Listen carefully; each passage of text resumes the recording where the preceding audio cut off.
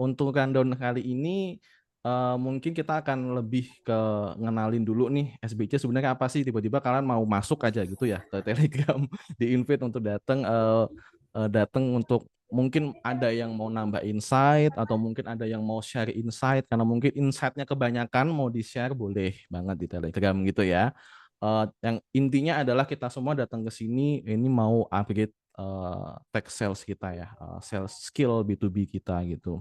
Anyway guys, mungkin langsung aja kita akan jelasin sedikit nih sebenarnya apa sih SBIC dan kita santai aja ya ngobrolnya ya. Ini kayak mungkin permulaan masih agak malu-malu nih baru ketemu pertama kali gitu ya. Tapi uh, saya berharap sih kalian juga nanti ke depan nggak cuman jadi penonton aja, cuman tapi berharap bisa jadi kontributor juga kayak saya, Mas Mukti atau Mas Fadli gitu yang bawain seminar, bawain webinar gitu ya.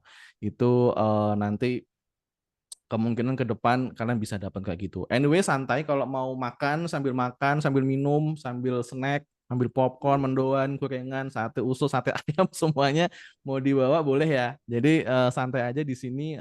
Ini bukan kelas, bukan bootcamp, jadi lebih ke sesi webinar kecil-kecilan aja gitu ya. Oke, kalau buat tanya nih, aku mau tanya sama Mas Fadi dulu nih. Kira-kira boleh nggak Mas? Kita berdua ini kan sebenarnya lebih ke yang punya ide nih Ya, awalnya nih, terus Bang Tim masuk kan. Boleh nggak? Apa sih sebenarnya visi misi dari SBIC sendiri, Mas Fadli? oke, oke, thank you, G. Ini very interesting, teman-teman. Jadi mungkin quick introduction ya. Tadi udah kenalan satu-satu dari kita juga, tapi sebenarnya aku, Geraldo, sama Mukti tuh sebenarnya sebelumnya tuh udah pernah ketemu, teman-teman.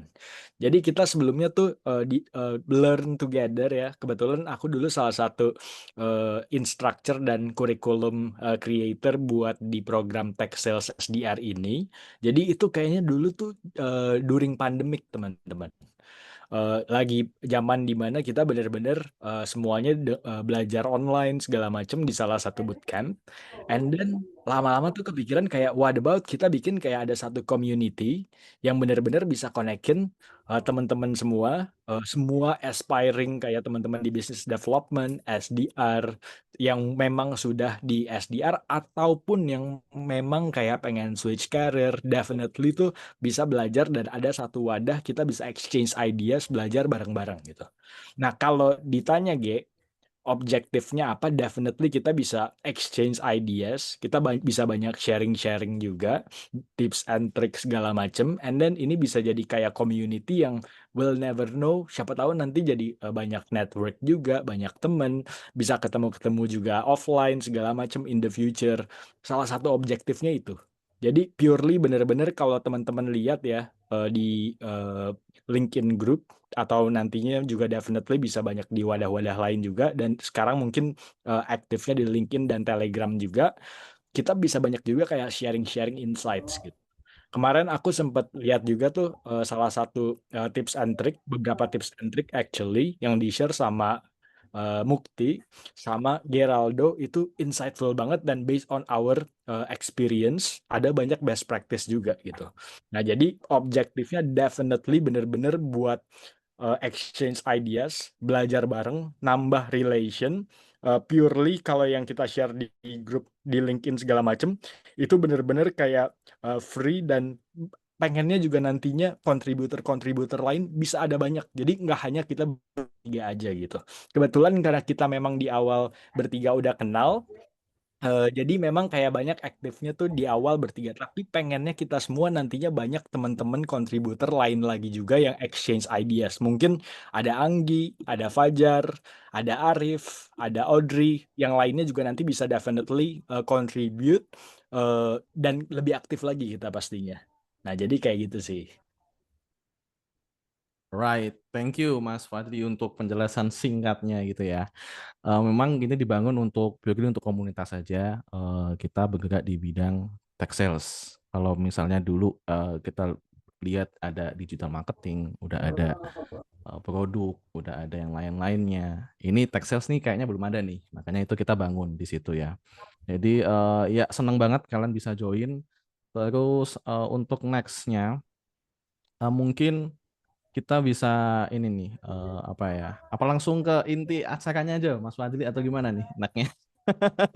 Oke, mungkin ini sebelum nextnya ini akan ada salah satu intinya yang nantinya Geraldo akan sharing juga ya. Besides ask anything lah, basically karena trio of us juga. Cuman aku boleh nggak sebelum ke sessionnya Geraldo, mungkin aku pengen ke Mukti dulu nih. Muk, kalau mungkin quickly aja, kalau menurut Mukti gimana sih kayak mungkin dari yang dulunya juga kita pernah ketemu bareng segala macam, and then sekarang tuh bener-bener ada salah satu wadahnya yang bener-bener bisa communicate bareng segala macam. Gimana tuh? Kalau menurut gue keren sih Bang sebenarnya karena kayak kita tuh bisa punya komunitas buat sharing insights karena kan kayak kalau SDR tuh apa ya kalau gue bilang kayak metode approach-nya tuh selalu cepat berubah gitu kan. Kadang-kadang metode approach A lagi ngetren, tiba-tiba kayak next quarter tiba-tiba industrinya berubah kan, metode approach B lebih relevan kayak gitu-gitu. Jadi tuh dengan komunitas ini tuh gue pengen kayak orang-orang nge-share kayak apa yang bekerja buat mereka dan apa yang enggak gitu. Jadi tuh kita bisa apa ya? Jadi tuh kita bisa kalau menurut gue pribadi ya kita bisa saving time buat A/B testing gitu kan, kayak buat ngetes apa yang bekerja, apa yang enggak. Jadi kayak misal nih si A nge-share kalau di industri ini nih model approach-nya yang relevan tuh kayak gini. Jadi tuh gue bisa tahu tuh, oh ternyata kalau industri ini metode approach-nya tuh yang relevan tuh ternyata A, B, C, D ya. Ini mungkin bisa gue implement di company gue nih kayak gitu. Jadi gue lebih kayak gitu sih Bang, gue lebih kayak komunitas untuk sharing insight, sharing thoughts, sharing apa yang bisa kita implementasi untuk industri kita kayak gitu-gitu. Jadi keren banget sih ini menurut gue Bang. Noted, noted. Oh, thank you. Nah, mungkin G, sebelum ke sessionnya Geraldo, quick one juga nih, pengen denger dari Geraldo, what do you think, G? Ya, kalau SDR, BDR memang sesuatu yang tidak ada ilmu pastinya. Semua belajar otodidak, termasuk saya sendiri ya. Memang dari dulu semua otodidak, juga dari Mas Padli, dari Bang Mukti. Kita belajar ya sharing-sharing gitu. Makanya seneng banget akhirnya ada satu wadah yang bisa ngumpulin itu semua. Dan ini nggak murah guys. Ilmu-ilmu yang kita pernah datang ya dari mungkin bootcamp, dari pengalaman kerja bertahun-tahun, bootcamp belasan puluhan juta, mentor pribadi internasional dan lain-lain. Itu kita share gratis di sini dan juga kita senang banget kalau misalkan ada orang yang aktif di grup juga tanya misalnya tentang cold email, tentang cold call dan lain-lain, kita pasti bakal jawab gitu. Makanya ini sesuatu yang keren banget yang bisa berharap sih bisa long last lah. Dan ini juga nggak bisa berdiri kalau tanpa kalian juga. Jadi berharap ini grup bukan punyaku guys, bukan punyanya Mas Fadli, bukan punyanya Mas Mukti, tapi punya kalian dan punya kita semua. Jadi kita berharap nanti dari yang member baru 200, who knows ke depan jadi 2.000, jadi 20.000, 200.000, nggak tahu ke depan jadi gimana. Tapi yang penting dengan mulai dari 200 dulu aja itu udah keren. Makanya Tokopedia pernah bilang mulai aja dulu gitu kali ya. Gitu sih Mas Fadli. Siap, siap. Mantep, mantep, G. Oke. Kalau gitu, without further ado, I think kita langsung aja nih, G, ke yang sessionnya Geraldo dulu. I think it's very interesting juga gitu ya, buat kita bisa... Actually, kalau dari aku sama Mukti, I'm sure kayak kita pernah collaborate bareng juga, yang dibilang bener banget nih. This is kayak mahal sih kalau menurut aku lebih ke priceless mungkin ya. Ini kayak banyak banget yang kita belajar dari best instructors not only yang di Indonesia teman-teman. Jadi ada juga yang experience-nya tuh di Singapura, Malaysia, orang UK, orang Jerman, segala macam kita belajar dari mereka juga. And then ada beberapa material yang memang sudah kita eh, mau share juga ke teman-teman nih. Langsung aja, Ge, mungkin boleh di-share screen dari Geraldo, and then I think nanti teman-teman kalau ada pertanyaan bisa banget ditaruh di slide juga ya, karena habis itu nanti kita bahas juga. Gitu. Alright, udah aku share screen. Yang udah ngelihat share screen-nya, kasih angka 1 dong. Chat angka 1. 1. Oke, udah kelihatan ya berarti ya share screen-nya ya. Sip. Anyway, kenapa jadi aku yang nggak kelihatan? Ya, bentar. Ini ada. Bentar ya. Alright. 1+1. Oke, wait. Sip.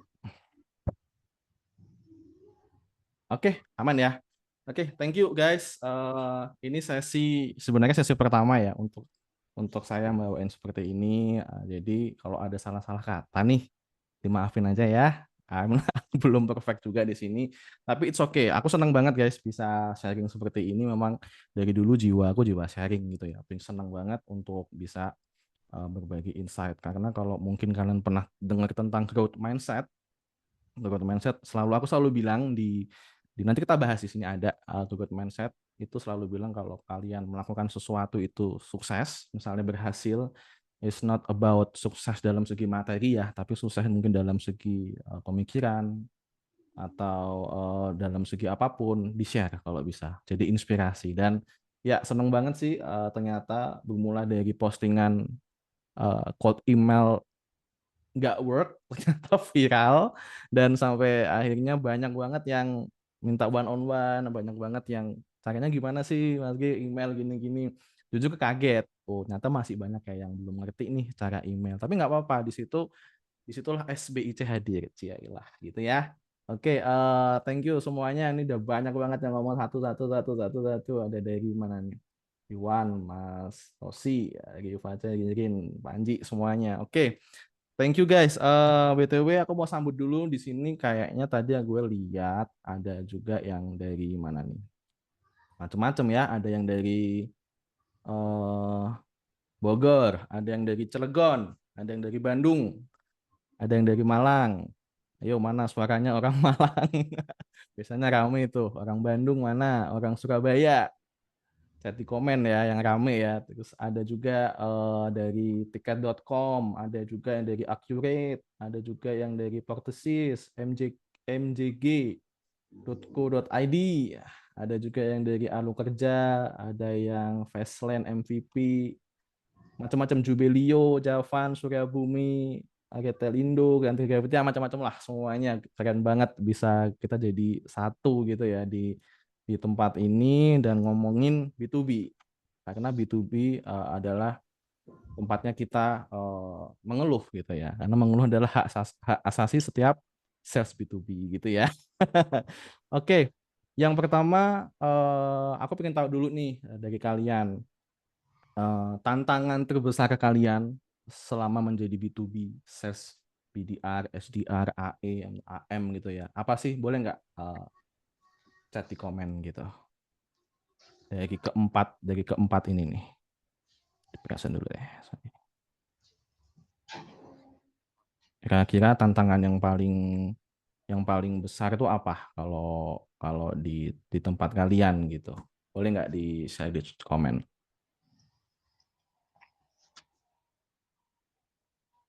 Respons dari Priscilia. Era efisiensi.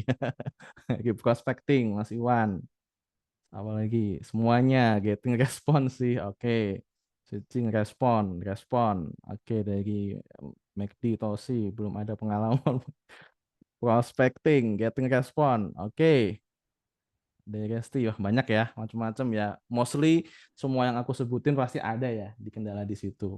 Nah, itu kita akan bongkar satu-satu di sini ya guys. Walaupun memang kita nggak sampai deep dive banget, tapi setidaknya dari sini kalian bisa dapat insight baru lah kita di webinar kali ini gitu ya. Jadi mohon banget guys untuk dengerin baik-baik, dan kalau mau tanya boleh ya di slide nanti.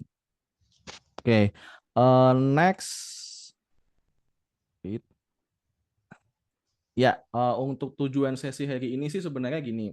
Aku sih sebelumnya berharap banget kalau kalian nanti pulang itu seperti membawa aha moment gitu ya. Aha, dapat sesuatu yang baru nih. Entah itu dari teknik baru, atau mungkin cara pandang baru, atau minimal banget semangat baru lah di dunia B2B gitu ya. Materinya memang aku racik nih biar bisa dinikmati sama semua orang. Jadi dari SDR, BDR pemula, mungkin dari switching karir, dan juga semua lah yang intinya pingin naik level di dunia tech sales gitu ya gampangannya ya. Oke, kita lanjut lagi. sebenarnya BD itu apa sih? BD itu sebenarnya salah satu growth mesin juga. Di mana business development ini kalau nggak ada BD, pasti nggak ada pipeline buat AE, nggak ada AE, pasti nggak ada closing. Nggak ada closing, bangkrut deh. Ya, gampangannya gitu ya. Tapi tidak sesimpel itu sebenarnya. Sebenarnya kalau boleh jujur, BD ini kadang dianggap underrated sama beberapa perusahaan. Cuma sebenarnya salah. Jangan pernah juga kita sebagai orang menganggap remeh ya peran sebagai business development, sales development representatif atau apapun lah namanya kan macam-macam ya kalau di LinkedIn kalau kita misalnya buka di job itu kita selalu ada yang B2B sales, ada yang sales spesialis, ada apa macam-macam namanya. Intinya sih sebenarnya kita ini para pencari lead itu sebenarnya ujung tombak suatu perusahaan gitu karena tanpa lead ya nggak bisa maju juga perusahaan, makanya please take this job seriously biar semoga juga perusahaan kita makin maju dan di situ bonus mengalir gitu ya guys ya. Oke, kita lanjut. Ya untuk dari BD sendiri penting banget guys untuk kita mengenali market dan target kita gitu ya. Prospecting kalau tanpa arah ya juga seperti kayak nembak panah ke awan ya nggak kena apa-apa gitu, capek iya gitu, nggak dapat apa ya nggak dapat apa-apa gitu. Jadi penting banget untuk kita tahu siapa sih sebenarnya buyer persona kita gitu, terus mulai dari jabatannya, terus masalah mereka apa, pain point-nya ya. Kalau linggonya pain point ya. Mungkin di sini dari bahasa yang dari Switch Karir, kalau misalkan ada linggo-linggo nih, bahasa yang nggak familiar, tanyain aja di chat ya. Nanti mungkin bisa dibales, diterangin sama Mas Mukti atau Mas Fadli atau teman-teman semua bisa bantu ya. Nerangin kalau misalnya ada yang kadang linggo-linggo ini keluar tanpa filter nih. Tiba-tiba keluar gitu aja ya. Oke. Jadi memang kita sebagai BD kita harus tahu pain point mereka apa, terus goal bisnis mereka apa. Dan kenapa kok harus tahu? Karena makin kita ngerti problemnya mereka, pasti ngobrolnya makin enak gitu. Komunikasinya nyambung, targetnya jadi nyambung, terus pendekatan yang mau kita lakukan ke depan itu jadi ngerti mau ngapain nih. Sesimpel kayak tahu saat ini Bapak misalnya sedang butuh sistem apa, misalkan untuk lagi butuh sistem accounting, lagi pusing di accounting nih, karena jujur kan kalau saya jualnya ERP ya, ERP itu banyak banget nih modulnya, ada dari accounting, ada dari inventory, ada dari apa, tapi kita harus tahu dulu kebutuhannya apa. Gak bisa kita jual software inventory tapi ternyata butuhnya accounting. Jadi harus benar-benar sesuatu yang targetingnya pas banget, harus ngerti dulu gitu ya. Oke, terus nextnya adalah seringkali memang kalau BD kita pasti kan komunikasi nomor satu ya, skill nomor satu. Kenapa? Karena ya itu yang membuat kita jadi mau kemana, mau ngapain gitu ya. Tapi sebenarnya tidak hanya komunikasi aja. Sebenarnya BD itu harus lebih banyak dengerin daripada ngomong gitu ya. Orang mungkin seringkali orang mikir BD itu sih soal jago ngomong, padahal bukan. Yang jago itu sebenarnya harusnya justru dengerin orang gitu. Karena BD yang suka dengerin orang itu justru yang sering closing. Kenapa kok bisa gitu? Jadi kalau kalian sering dengerin orang, otomatis kamu jadi ngerti nih kebutuhan kebutuhan lead-nya tuh apa, kebutuhan kliennya apa. Nah, ketika kita udah dengerin, baru nanti kita bantuin solusinya enaknya apa, Bapak butuhnya apa, dikasih tahu kita pakai frame BANT lah, medik lah apa kita pakai itu untuk cari tahu intinya yang mau kita bantu apa gitu ya. Jadi harus seek first to understand. Mungkin kalau ada yang pernah lihat 7 Atomic Habit di buku karangan siapa lupa, itu selalu bilang kalau kita harus benar-benar untuk dengerin dulu baru baru kita mau bantuinnya apa. Itu baru pasnya begitu. Oke. Nextnya adalah ya ini adalah salah satu tools andalan yaitu cerita atau storytelling. Jadi memang kita sebagai sales itu harus pinter juga nih ngasih storytelling, buat storytelling, bukan ngarang ya, tapi lebih ke real story dari klien yang udah kita bantu. Misalnya kayak waktu itu kita udah pernah handle klien manufaktur nih yang awalnya nggak digitalisasi jadi digitalisasi. Itu kan kadang banyak tuh, dulu pernah ngetren kan 2019 2020 kalau nggak salah tuh software developer itu pada wah pinginnya upgrade ke online semua ya. Nah, itu bisa banget kalian bawa ke ceritain itu ke klien-klien kalian yang baru gitu. Jadi eh, trust-nya itu otomatis naik. Kayak contoh misalnya aku ceritain ke klien nih bahwa aku pernah berhasil grow 20% revenue mereka. Nah, itu pasti kalau udah cerita kayak gitu mereka langsung ngeh, oh ternyata kita pernah bantu ya di tempat perusahaan A atau B atau C. Klien sendiri jadi mandang kita lebih gitu karena kita pernah bantu dan kita lebih udah profesional ternyata di situ gitu. Jadi storytelling it's part of important skill. Kalau kita juga harus jago untuk cerita tentang pernah bantu apa, terus pernah ngapain aja, share semuanya di LinkedIn, semuanya kalian share ya supaya tahu kalau kita ini nggak main-main nih gitu ya istilahnya. Oke, nextnya adalah grit. Nah, ini penting banget guys. Selama one on one yang pernah aku adain, aku selalu bilang untuk kita harus punya grit. What is grit? Grit itu adalah superpowernya sales. Jadi mental untuk siap ditolak. Nah, ini pasti yang tadi ngechat respon itu pasti sering ditolak, iya kan? Ya itu hal yang biasa sebagai sebagai apa namanya sebagai sales ya pasti ditolak itu sering banget, bahkan sebelum ngapa-ngapain aja udah ditolak gitu ya. Biasanya kalau cold call gitu belum aja ngomong udah ditutup, ya itu hal yang biasa gitu. Jadi kan penolakan itu udah bukan apa ya, bukan sesuatu yang asing, tapi buatlah penolakan itu ya seperti sarapan kita sehari-hari gitu ya guys. Jadi tapi di situ eh, gigit kita diuji. Gigit itu seperti apa ya? Passion. Passion kita bahwa semisal kalau kita pingin banget nih dapat 16 Pro Max, tapi kita uangnya pas-pasan nih. Rela nabung ya sampai berbulan-bulan makannya cuma nasi kecap gitu ya. Itu namanya gigit. Sesuatu yang kita harus dapat. Nah, itu kita harus punya. Karena kalau kita nggak punya gigit, Oh kan kamu tadi jamin nanti kita juga bakal di tengah jalan bakal susah juga. Mungkin yang dari B2B sales jadi pengen jadi digital marketing aja deh, karena nggak punya kredit juga gitu di situ. Nah, walaupun kita sering ditolak sebagai sales ya kita harus tetap kuat mental, tetap harus follow up, terus tetap senyum gitu ya, meski mungkin dibalesnya, aduh nggak butuh nih Pak, aduh kita lagi nggak tertarik, kita lagi sibuk dan lain-lain gitu ya. Tapi ingat ya, tugas kita sebenarnya bukan dapetin ya secepat mungkin, tapi lebih nyampein value sebanyak mungkin gitu ya ke ke klien kita. Who knows ke depan 2 bulan lagi mungkin saat ini nggak butuh, tapi ke depannya butuh, kita nggak tahu. Itu namanya nebar benih juga. Jadi bukan berarti penolakan itu sesuatu yang jelek, no. Karena sebenarnya no itu bukan no itu adalah not yet. Jadi belum aja, lihat aja nanti gitu ya.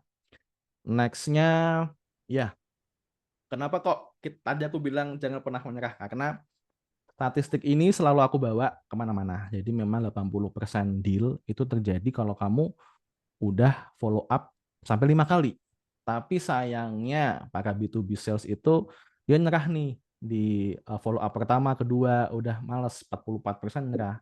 Padahal minimal untuk apa ya follow up itu sebenarnya 5 kali guys gitu. Jadi jangan jangan jangan nyerah karena persistence, konsisten itu adalah kunci utama di dunia sales gitu. Jadi kita harus benar-benar punya jiwa follow up, punya jiwa grit gitu ya. Jangan jangan jangan pernah oke ya, oh ini aku skip aja. Nanti takutnya kelamaan gitu ya.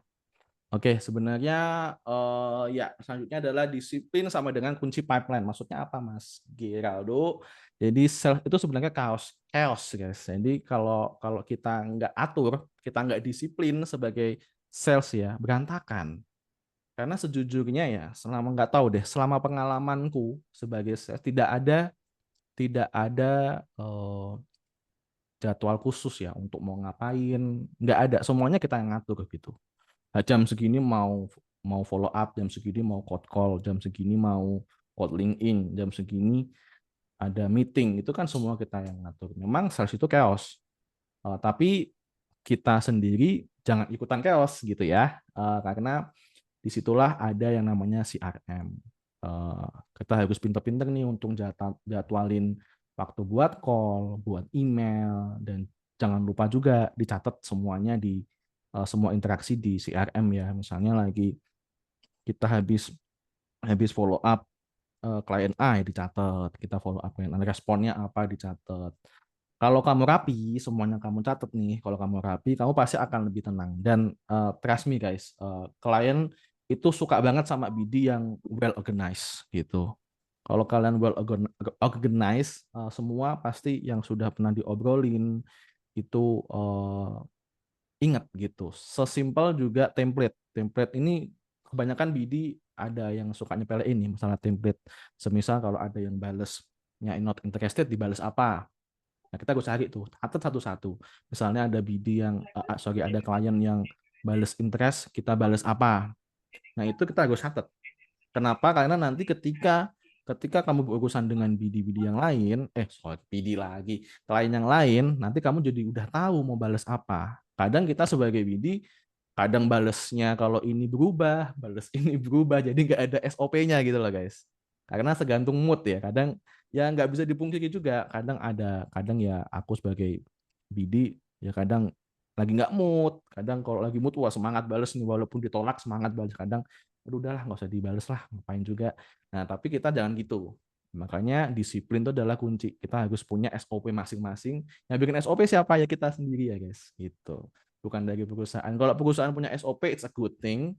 Tapi kalau misalkan misalnya dari startup kan 70% dapat alas ya kalau startup ya. Jadi kita harus punya punya punya SOP sendirilah biar nanti kita kalau pindah ke perusahaan A, B, C, D, E, F, G sampai Z, kita udah ada nih SOP-nya. Kalau mau balas ini gimana, mau balas itu gimana. Dan reminder sistemnya juga harus bagus, CRM manajemennya juga harus bagus gitu ya. Oke, kita lanjut. Next. Ya, smart prospecting itu jauh lebih bagus daripada mass prospecting. Maksudnya apa sih? Kita harus lebih pentingin jangan kejar angka doang gitu ya istilahnya.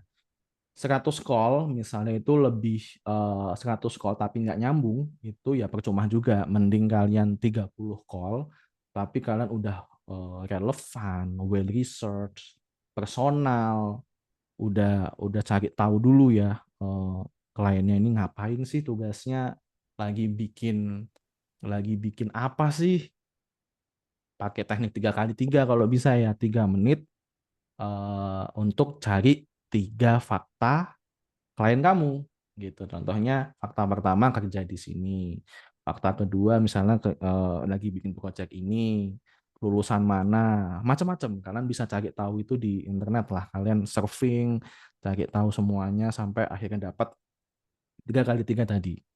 Gitu ya. Oke, next-nya adalah personalisasi is a king. Kelas king gitu ya.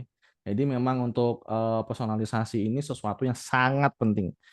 Sesimpel kalian manggil Pak, Bu, Mbak, Mas, bukan Om, bukan Tante ya, tapi yang penting sopan ya. Itu sesuatu namanya personalisasi. Contohnya kayak misalnya Pak Budi, saya lihat Bapak baru buka cabang di Jogja. Nah, itu jauh lebih powerful daripada kalian meng-email, halo Bapak Ibu, perkenalkan saya Aldo dari A bla bla bla bla, izin bertanya Bu. Waduh, udah males ya. Karena kayak hal-hal seperti itu udah sangat sangat general. Jadi email kita, LinkedIn kita harus stand out guys. Di semua code outreach multi channel yang kita pakai ya, harus benar-benar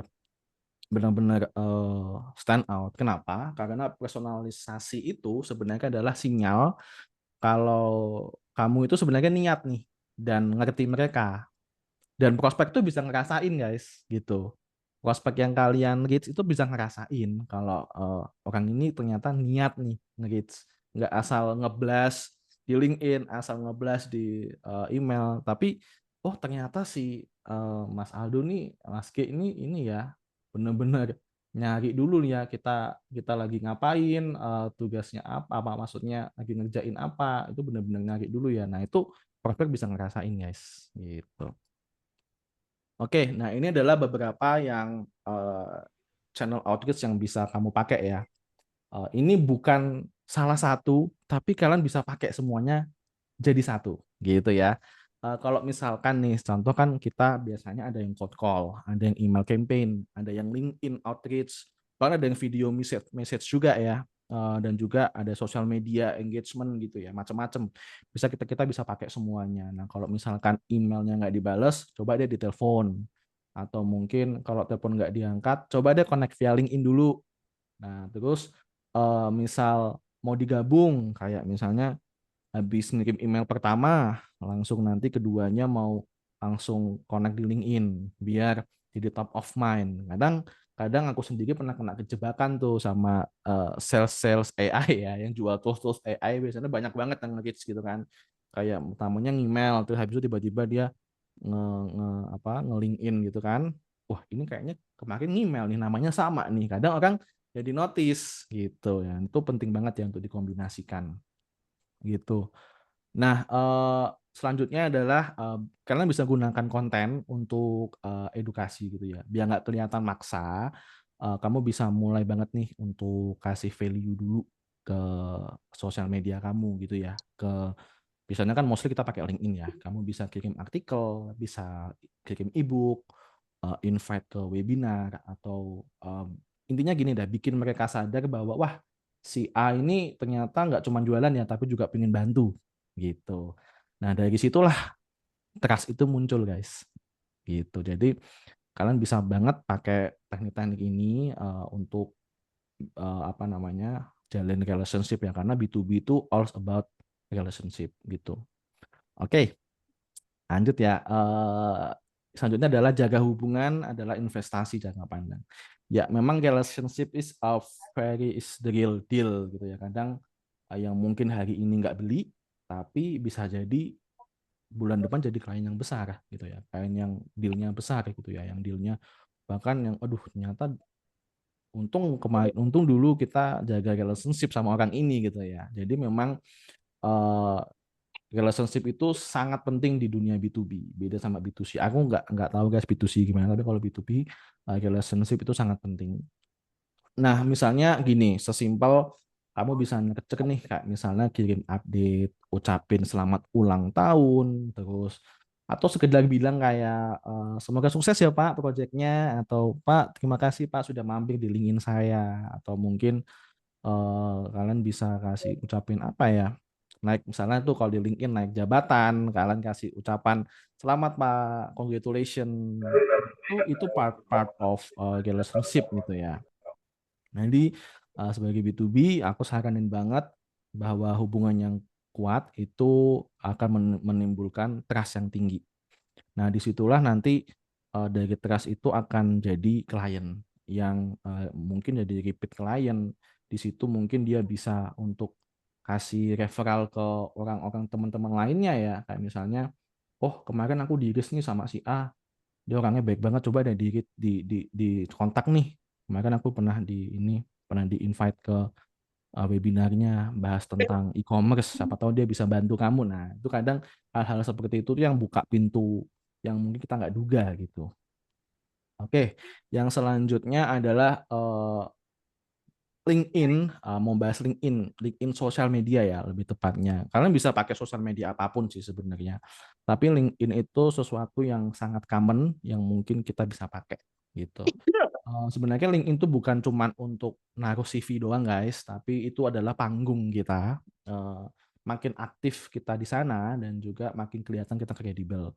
Kayak kayak sesimpel nge-like, komen, terus bikin postingan yang intinya nunjukin bahwa kamu nih paham nih di dunia sales, kamu paham nih sama produkmu, kamu paham nih sama value apa yang mau kamu bawa ke klien. Nah, itu lama-lama bukan kamu yang cari prospek, tapi kamu yang dicari sama klien gitu. Jadi sering-seringlah guys untuk update di LinkedIn, walaupun nggak harus terlalu insightful juga. Yang penting kita menunjukin nih kalau ya kita paham tentang sales, kita paham tentang produk kita. Jadinya disitulah mulai trust itu tumbuh dari klien secara nggak langsung ya gitu. Oke, selanjutnya. Nah, aku mau tanya nih, dari keempat hal ini, atau mungkin ada kolom lain lah, ada kira-kira kalian paling suka itu channelnya apa untuk nge-reach? Apakah email, LinkedIn, cold call, atau WhatsApp? Coba di komen guys, aku pengen dengar dari kalian. LinkedIn dan email. Oh, dari Bang Mukti.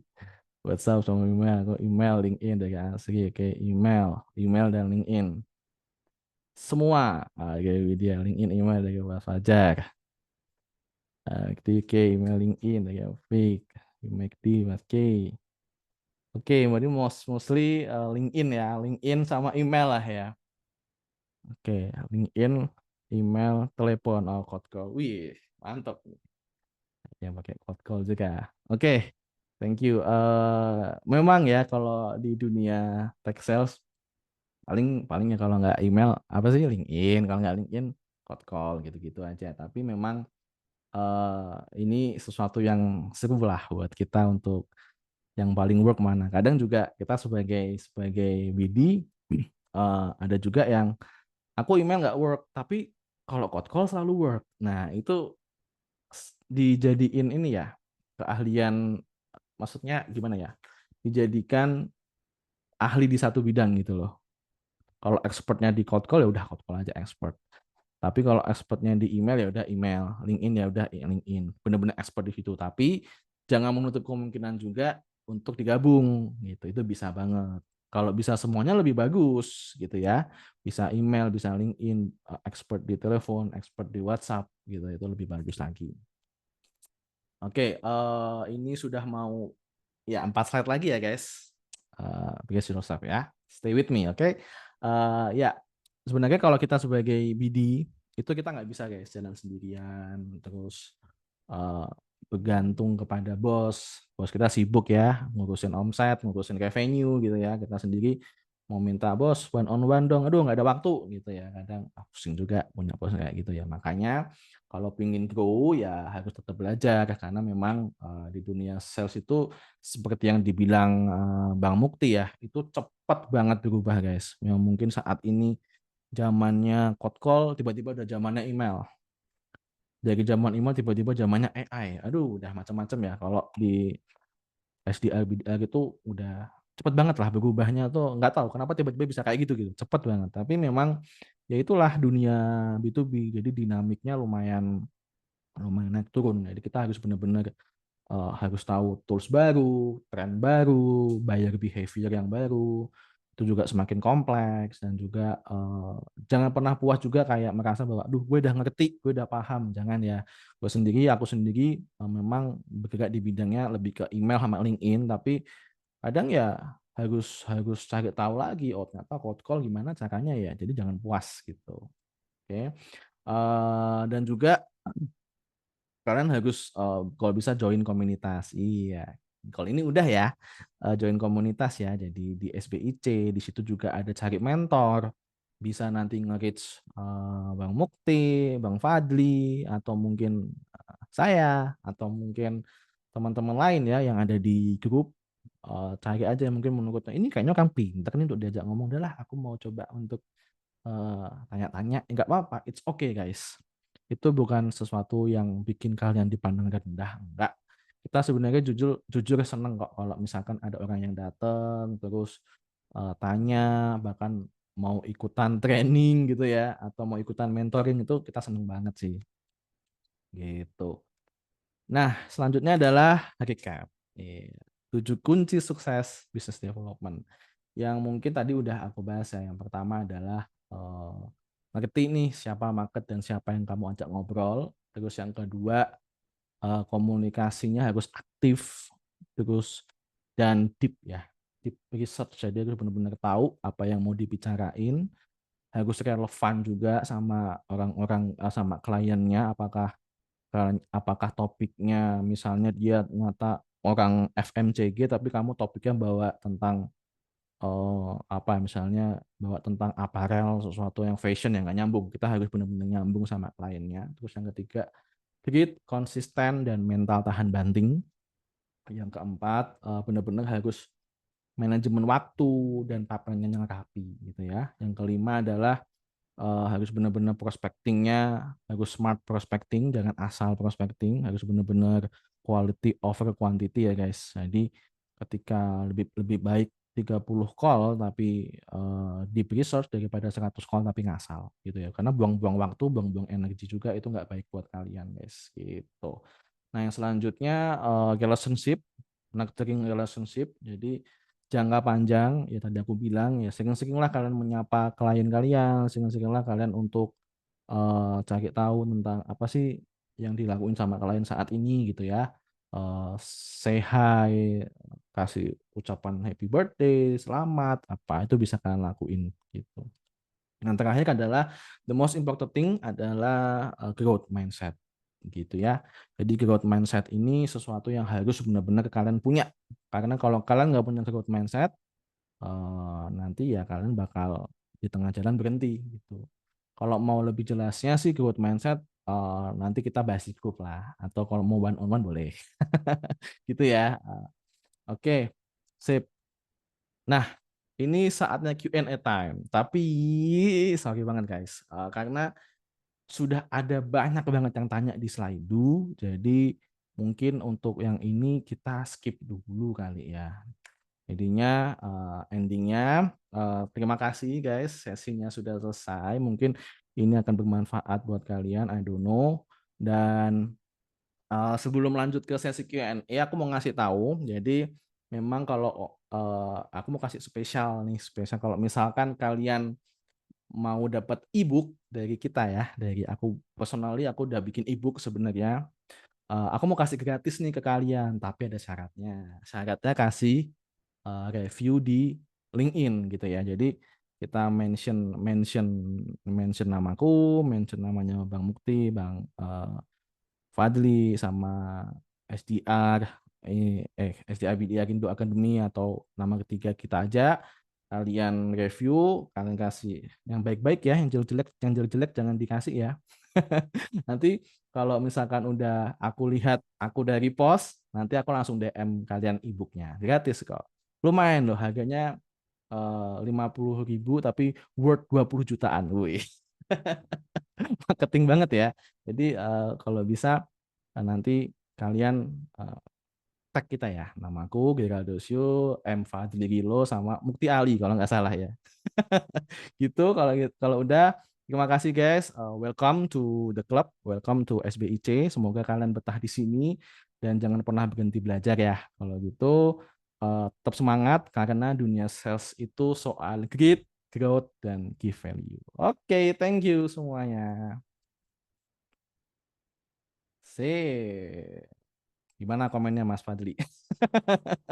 Mantap, mantap banget. Ini menurut aku very interesting ya, Ge ya. Banyak banget sih ilmu yang sempat di-share juga gitu ya. Kayak misalnya yang paling penting itu menurut aku definitely growth mindset sama grit. Karena sebelum kita mau ke produknya, reach out-nya, segala macem, ya modal utamanya di situ. Memang kayak mindset-nya dulu gitu. Kayak kita mau dapat meeting dengan CEO dari prospek-prospek kita, ya dari mindset kita ya memang udah harus positif dan yakin dulu kita bisa gitu. Nah, nanti caranya baru dijelaskan tadi actually ada beberapa di-share juga sama Geraldo. Ya harus dari email, LinkedIn, mungkin kalau ada nomor teleponnya bisa kita telepon, cold calling atau WhatsApp segala macam. Tapi everything starts with the mindset dulu gitu. Jadi yang kita pikirkan lah gitu. Oke. G, thank you by the way buat presentation yang udah di-share. Menurut Thank you. aku walaupun nggak nyampe sejam, nggak nyampe 40 menit, tapi valuable banget dan I'm sure itu pastinya valuable banget buat kita semua buat belajar. Nantinya pastinya di sesi lain bakal kita bedah lebih detail lagi gitu ya. Yap. Kayaknya kalau kayak cold calling tuh tips and triknya gimana, cold email gimana. By the way, cold email udah sempat di-share sama Mukti juga di LinkedIn.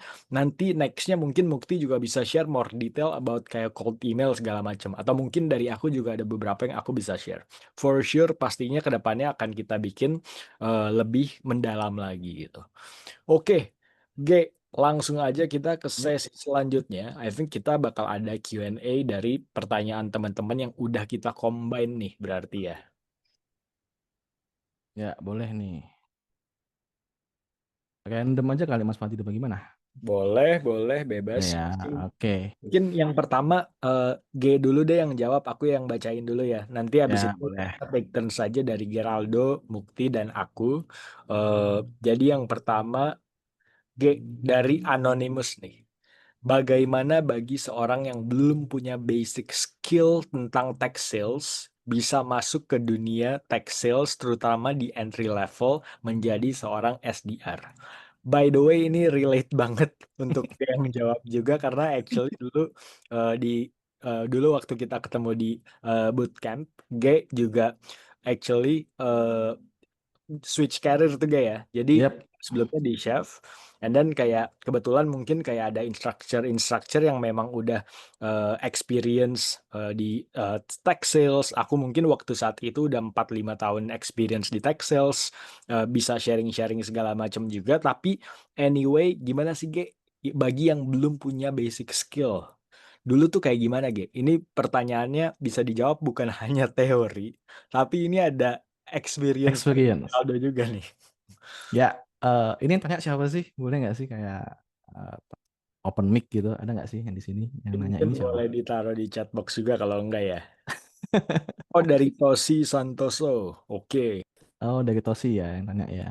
Oke, Mas Tosi ya, thank you banget untuk pertanyaannya. Ini pertanyaan yang memang dibilang Mas Fadi benar. Ini aku alami, semua alami. Ini aku jawab not by theory ya. Ini yang aku lakuin aja deh, gitu ya. Yang aku lakuin sebenarnya simpel. Yang pertama, kalau kita nggak tahu yang ilmu apa, ya pasti cari tahu dulu dong. Ilmunya dapatnya dari mana. Waktu dulu yang aku pikirkan cuma satu. Aku butuh dua nih. Yang pertama aku butuh ilmu. Yang kedua aku butuh networking. Kenapa? Karena as a entrepreneur dulu pernah jadi entrepreneur juga, itu networking sangat penting guys gitu di dunia manapun lah. Di situ kalian bisa grow tuh bener-bener. Mungkin kalau aku nggak join bootcamp, aku nggak ketemu Mas Fadli, nggak ketemu Mas Mengukti, nggak ketemu sama kalian karena disitulah awal mulanya aku bergerak di bidang tech sales. Jadi jawabannya kalau buat Mas Tosi ya, menurut aku mulailah dari ikut bootcamp dulu, atau kalau misalkan mau yang gratis sesimpel ikut SBIC itu udah sesuatu yang move-nya yang udah smart move gitu. Karena di situ dari networkingnya kalian bisa tanya-tanya, kalian punya skill, kalian bisa ikut misalnya bootcamp yang gratis dari LinkedIn, how to, itu kan banyak tuh di LinkedIn bootcamp gratis ya, atau dari Coursera, dari mana kalian bisa ikut, kalian kumpulin semuanya, akhirnya di situ kalian punya mindset baru, punya ilmu baru. Di situ baru nanti kita coba lah mulai dari internship, apply di internship, mulai dari junior SDR, dari SDR sampai akhirnya jadi manajer gitu, jadi senior, jadi manajer gitu ya. Jadi jawabannya adalah mulai dulu dari komunitas networking. Yang kedua kalau bisa upgrade skill tapi pakai sertifikat, yang ada sertifikatnya ya. Jadi biar kalian punya sertifikat bisa buat dipamerin ke HR gitu ya. Yang ketiga ya udah mulai internship gitu. Mantap, mantap, G. Nah, Mantap. mungkin by the way, kalau nggak salah, dulu berarti kan bener-bener let's say ini something yang new ya, G ya. New Eh, banget. Ya, nah tapi mungkin menurut aku menarik juga besides bootcamp, sebenarnya menurut aku salah satu hal yang paling penting tuh community-nya juga sih teman-teman.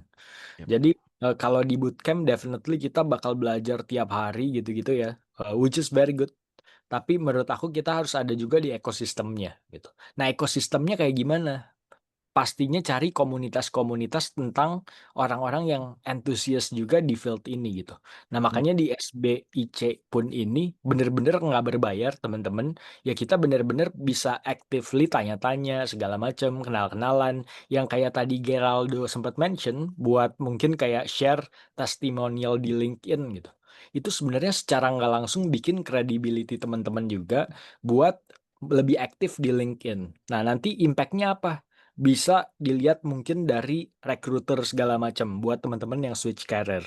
Atau mungkin buat teman-teman yang udah ada di tech sales, oh dilihat ternyata lebih aktif lagi. Karena memang platformnya buat di tech sales ini ya memang di LinkedIn. Bukan di Instagram, bukan di Facebook, bukan di Twitter, dan lain-lain gitu. Nah, jadi sebenarnya community-nya, tadi yang Geraldo sempat share juga, actually itu udah langsung kalau menurut aku prakteknya juga tuh buat teman-teman bisa melakukan juga after this. Don't forget untuk, by the way, mungkin teman-teman udah pada connect sama Geraldo, bisa connect juga sama aku sama Mukti juga, dan of course sama teman-teman lainnya yang actively sharing-sharing di LinkedIn juga. Kenapa? Karena LinkedIn tuh bukan kayak tempat wadah kayak buat yang harus bener-bener kenal udah ketemu, tapi mungkin the same minded, kita punya same interest, which is misalnya di tech sales, di SDR, ya kita bisa connect mulai dari situ. Banyak yang aku connect dari LinkedIn, karena kita punya same passion, same interest, nantinya malah kenal-kenal segala macam, jadi kayak walaupun beda company, tapi kita kenal dan jadi teman juga gitu. Dan jadi ketemu juga gitu, kayak offline segala macam, we'll never know. Gitu. Jadi agree with Geraldo definitely. Dan jangan lupa join community dan aktif. Be aktif, bisa tanya-tanya dan kenalan juga. Oke, let's go next question, Gay. Oke, next question mungkin ini lebih ke Bang Mukti ya, dari Audi lalala ye ye ye.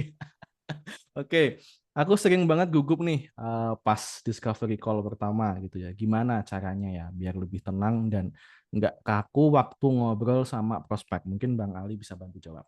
Bang Ali, Wah, izin mungkin waduh, sebelum Mukti. dijawab, Bang Mukti, sebelum dijawab mungkin boleh di-explain dulu discovery call nih maksudnya seperti apa nih gitu. Boleh. Jadi, Oh, biar kita lebih jelas lagi. jadi itu kalau discovery call itu kita lebih kayak apa ya? Kita lebih banyak nanya. Kayak yang sempat Bang Fadli jelasin di awal. Sorry Bang Rivaldo ya. Jadi sebagai SDR kita tuh mesti lebih banyak nanya dibanding ngomong. Jadi discovery call kurang lebih tuh kayak gitu. Jadi kita lebih banyak nanya tentang pain point yang lagi mereka hadapi di company mereka, atau mereka punya problem apa, atau kita atau solusi apa yang bisa kita kasih ke mereka. Jadi bukan apa ya? Jadi bukan lebih kayak ngejelasin fitur yang kita punya, tapi kita gimana lebih nanya tentang pain point yang mereka hadapi sekarang dan gimana solusi kita bisa bantu mereka untuk solving dari pain point mereka kayak gitu. Jadi lebih ke kayak banyak nanya sih kalau di discovery call dibanding kita ngejelasin fitur kita panjang lebar. Nah, iya itu benar tuh, Bang Fadli. Jadi kita lebih ke menggali informasi dari leads atau prospek kita. Kurang lebih sih kayak gitu. Oke, berarti kalau biar lebih tenang dan nggak kaku gimana nih, Bang? Nah, itu Sebenarnya, pertanyaannya itu. nah ini nih pertanyaannya bagus banget nih dari Audi. Cuman Lalaye-nya beneran nama belakangnya sih kayak Audi Lalaye. Jadi tapi emang kalau gugup tuh wajar banget sih. Gue juga kadang-kadang masih gugup. Tapi tuh kita pertama harus gali dulu kenapa kita gugup atau apa atau grogi ya. Kita tuh biasanya gugup atau grogi karena kita nggak bisa kontrol situasi yang akan kita hadepin kan kayak gitu. Sorry nih anak gue lagi ngajak main. Jadi kita tuh sering gugup karena kita nggak bisa kontrol situasi yang lagi kita hadapin kan. Nah, caranya gimana? Caranya yang tadi Bang Geraldo jelasin. Kita doing research dari ICP kita, buyer persona. Gue yakin teman-teman udah tahu buyer persona itu apa, ICP itu apa, tapi gue recall aja ya biar kita on the same page. Jadi kalau ICP itu company level, jadi company-nya secara keseluruhan, teman-teman bisa lakuin research dulu nih, bisa dari company website, bisa dari website-website yang ngasih insights ke perusahaan kayak TechCrunch, Crunchbase, pokoknya yang website ngasih info atau aktivitas terbaru dari perusahaannya yang teman-teman prospecting gitu. Nah, kalau buyer persona itu lebih ke individual level atau orang yang ada di dalam company itu. Jadi kalau individual level biasanya yang gue research itu adalah job responsibility, KPI mereka apa, pain point mereka apa, kayak gitu. Jadi gue bikin notes dulu, jadi gue apa ya, jadi gue bisa can get ahead before my cold call gitu kan. Gue bisa selangkah di depan prospek gue, jadi gue bisa kontrol situasi yang bakalan gue hadapin ketika gue ngelakuin cold call, kayak gitu. Jadi kayak misalnya contohnya, gue udah tahu nih misalnya company ini sekarang, let's say example ya, let's say mereka baru aja funding gitu misalnya. Jadi gue nanti tuh bisa gue pakai sebagai opener misalnya, Hai Pak Bu, I saw that your company doing this and that gitu kan. How do you handle this and that in your company? Kayak gitu misalnya. Kalau misalnya gue researchnya by company level, atau misalnya gue researchnya by persona. Jadi gue pas nelpon nih, halo Pak Bu, I saw that you are doing this and that in your company. How you handle this and that? Are you doing this manually, spreadsheet, ataukah Bapak Ibu udah pakai tool sendiri atau udah punya setup sendiri kayak gitu. Jadi gue tuh lebih apa ya? Jadi gue tuh biar gue nggak gugup, gue research dulu. Jadi gue sebelum gue telepon, gue udah tahu apa yang mau gue tanya, gue udah tahu jawabannya, dan gue udah tahu next pertanyaan mereka kayak gitu. Jadi untuk mengurangi gugup. Tapi kan kadang kalau teorinya kan kayak gitu kan. Kalau teorinya tuh kayak gitu. Tapi kalau prakteknya tuh kadang-kadang ada prospek yang kayak nanya out of the box gitu kan. Kayak nanya yang nggak ada di research kita atau yang nggak ada di notes kita kayak gitu kan. Pokoknya pertanyaan aneh deh. Nah, kalau kayak gitu, kadang-kadang kita suka gugup tuh, suka ngeblank. Aduh, gue tanya apa nih? Nggak ada nih di research gue nih, nggak ada nih di notes gue. Biasanya hal yang gue lakukan adalah ketika gue ngeblank kayak gitu, gue akan menjadikan statement terakhir mereka sebagai pertanyaan. Gitu. Jadi, let's say misalnya, Mas Ali, I'm doing this and that nih in my company. How can you help that? Nah, gitu kan. Misalnya Mas Ali, saya mau increase revenue nih, atau misalnya saya mau simplifying workflow untuk staff-staff saya nih, gimana nih caranya? Udah gue tanya aja, gue langsung rubah statement terakhir mereka jadi pertanyaan apa, gimana simplifying workflow, maksudnya gimana ya Pak? Udah, nanti lu diem, abis lu tanya kayak gitu lu diem ya kan, biasanya dia bakalan diem juga sih kayak beberapa detik, nanti biasanya mereka akan jawab sendiri, oh iya nih Mas Ali, saya mau simplifying workflow, misalnya saya mau automate spreadsheet bisa integrasi langsung ke CRM. Jadi staff saya nggak perlu double job nih, ngisi spreadsheet juga, ngisi CRM juga kayak gitu. Nah dari sana lo bisa masukin tuh solusi lo baru. Jadi oh iya nih Pak, di company saya ada nih fitur nih yang bisa integrasi CRM sama spreadsheet. Jadi staff Bapak nggak perlu doing kayak double job kayak gitu. Jadi udah deh, Bapak bisa hemat waktu, hemat tenaga, staff Bapak bisa fokus untuk ya what's really matter, jualan gitu. Kayak gitu. Jadi kalau buat gue sih ya kayak gitu. Jadi gugup itu wajar, kayak grogi itu wajar, semua orang pasti pernah grogi. Tapi gimana kita bisa handle situasinya, kita bisa kontrol apa yang mau kita tanya, kita bisa kontrol apa yang kita jawab. Jadi kita bisa apa ya, meminimalisir hal-hal yang nggak kita duga ketika doing cold call. Jadi kira-kira sih kayak gitu Bang G. Jadi kayak Oke. research dan segala macamnya. Sip, thank you Bang Ali. Jawabannya lengkap banget ya guys. Yang penting jangan gugup. Siapin template dan juga harus research dulu ya. Oke, kita next ke selanjutnya ya. Dari Anonymous juga nih. IT company banyak dan hampir semua service produk sama. Gimana cara yakinin potensial customer kita lebih baik? Apalagi mereka ada good experience dengan existing partner. Ini lumayan teknik ya. Mungkin Mas Fadli ya. Oke, oke. Nah, ini pertanyaannya juga very mendalam banget nih ya. Udah mulai going through the detail juga. Good question. Ini dari Anonymous. Jadi kalau misalnya bener banget, jadi hampir banyak banget IT company tuh produknya mirip gitu, hampir sama semua gitu. Nah, gimana sih caranya buat yakinin potential customer atau potential customer bisa disebut juga prospek, kita lebih baik? Apalagi mereka ada good experience dengan existing partner. Nah, jadi pertama gini teman-teman, kita harus identify dulu gitu ya. Sebenarnya apakah produknya 100% sama atau beda? Most of the times, kebanyakan produknya itu 90% sama, 95% sama, tapi actually ada perbedaan lain-lainnya juga gitu. Kalau di IT tuh biasanya kayak gitu. Bisa divalidate ke Mukti, bisa ke Geraldo dicek. Biasanya tuh banyak yang samanya, tapi ada beberapa tuh beda-beda yang kayak di add-ons atau mungkin kayak servicesnya atau mungkin timnya, pricing juga most of the times bisa beda. And then kayak ada complementary features yang beda-beda. Nah, gimana caranya kita yakinin potential customer? Kita bisa understand dulu teman-teman. Jadi jangan langsung kita bener-bener langsung approach aja kepada customer-nya tanpa tahu kebutuhan atau needs-nya dulu. Ada nggak sih other needs yang sebenarnya mereka sedang ingin capai dan kebetulan belum bisa di-cater dari current solution atau vendor yang sudah dipakai gitu. Kita harus cek dulu. Nah, ini balik lagi ke pertanyaan sebelumnya, kita run through dulu discovery call, teman-teman. Gunanya buat understand their needs, bisa tahu mungkin mereka happy dan punya good experience buat produk A. Tapi ternyata buat yang solution B, produk B, beda dan belum ada. Nah, kita understand tuh teman-teman. Ternyata memang yang A udah oke, good experience, yang B nggak ada. Kebetulan kita punya teman-teman solution dari feature yang company-nya aku ada di produk B. Nah, baru kita striking point dan value proposition-nya complementary dengan yang produk A. Jadi nggak sama gitu. Atau even kita bisa tanya juga, ini aku misalnya contoh gitu. Oke, Pak Mukti berarti experience-nya so far seperti apa nih? Gitu. Nah, jadi kita tanya dulu, oh experience-nya so far oke sih Fadli, tapi kayaknya kita pengen lebih lagi nih. Sekarang sih masih ya oke lah gitu. Kita pengen lebih lagi ningkatin average order value-nya juga nih, Fadli. Kira-kira ya kalau kayak gini gimana ya? Nah, baru kita jelasin, ada nggak sih pain point yang bisa kita solve?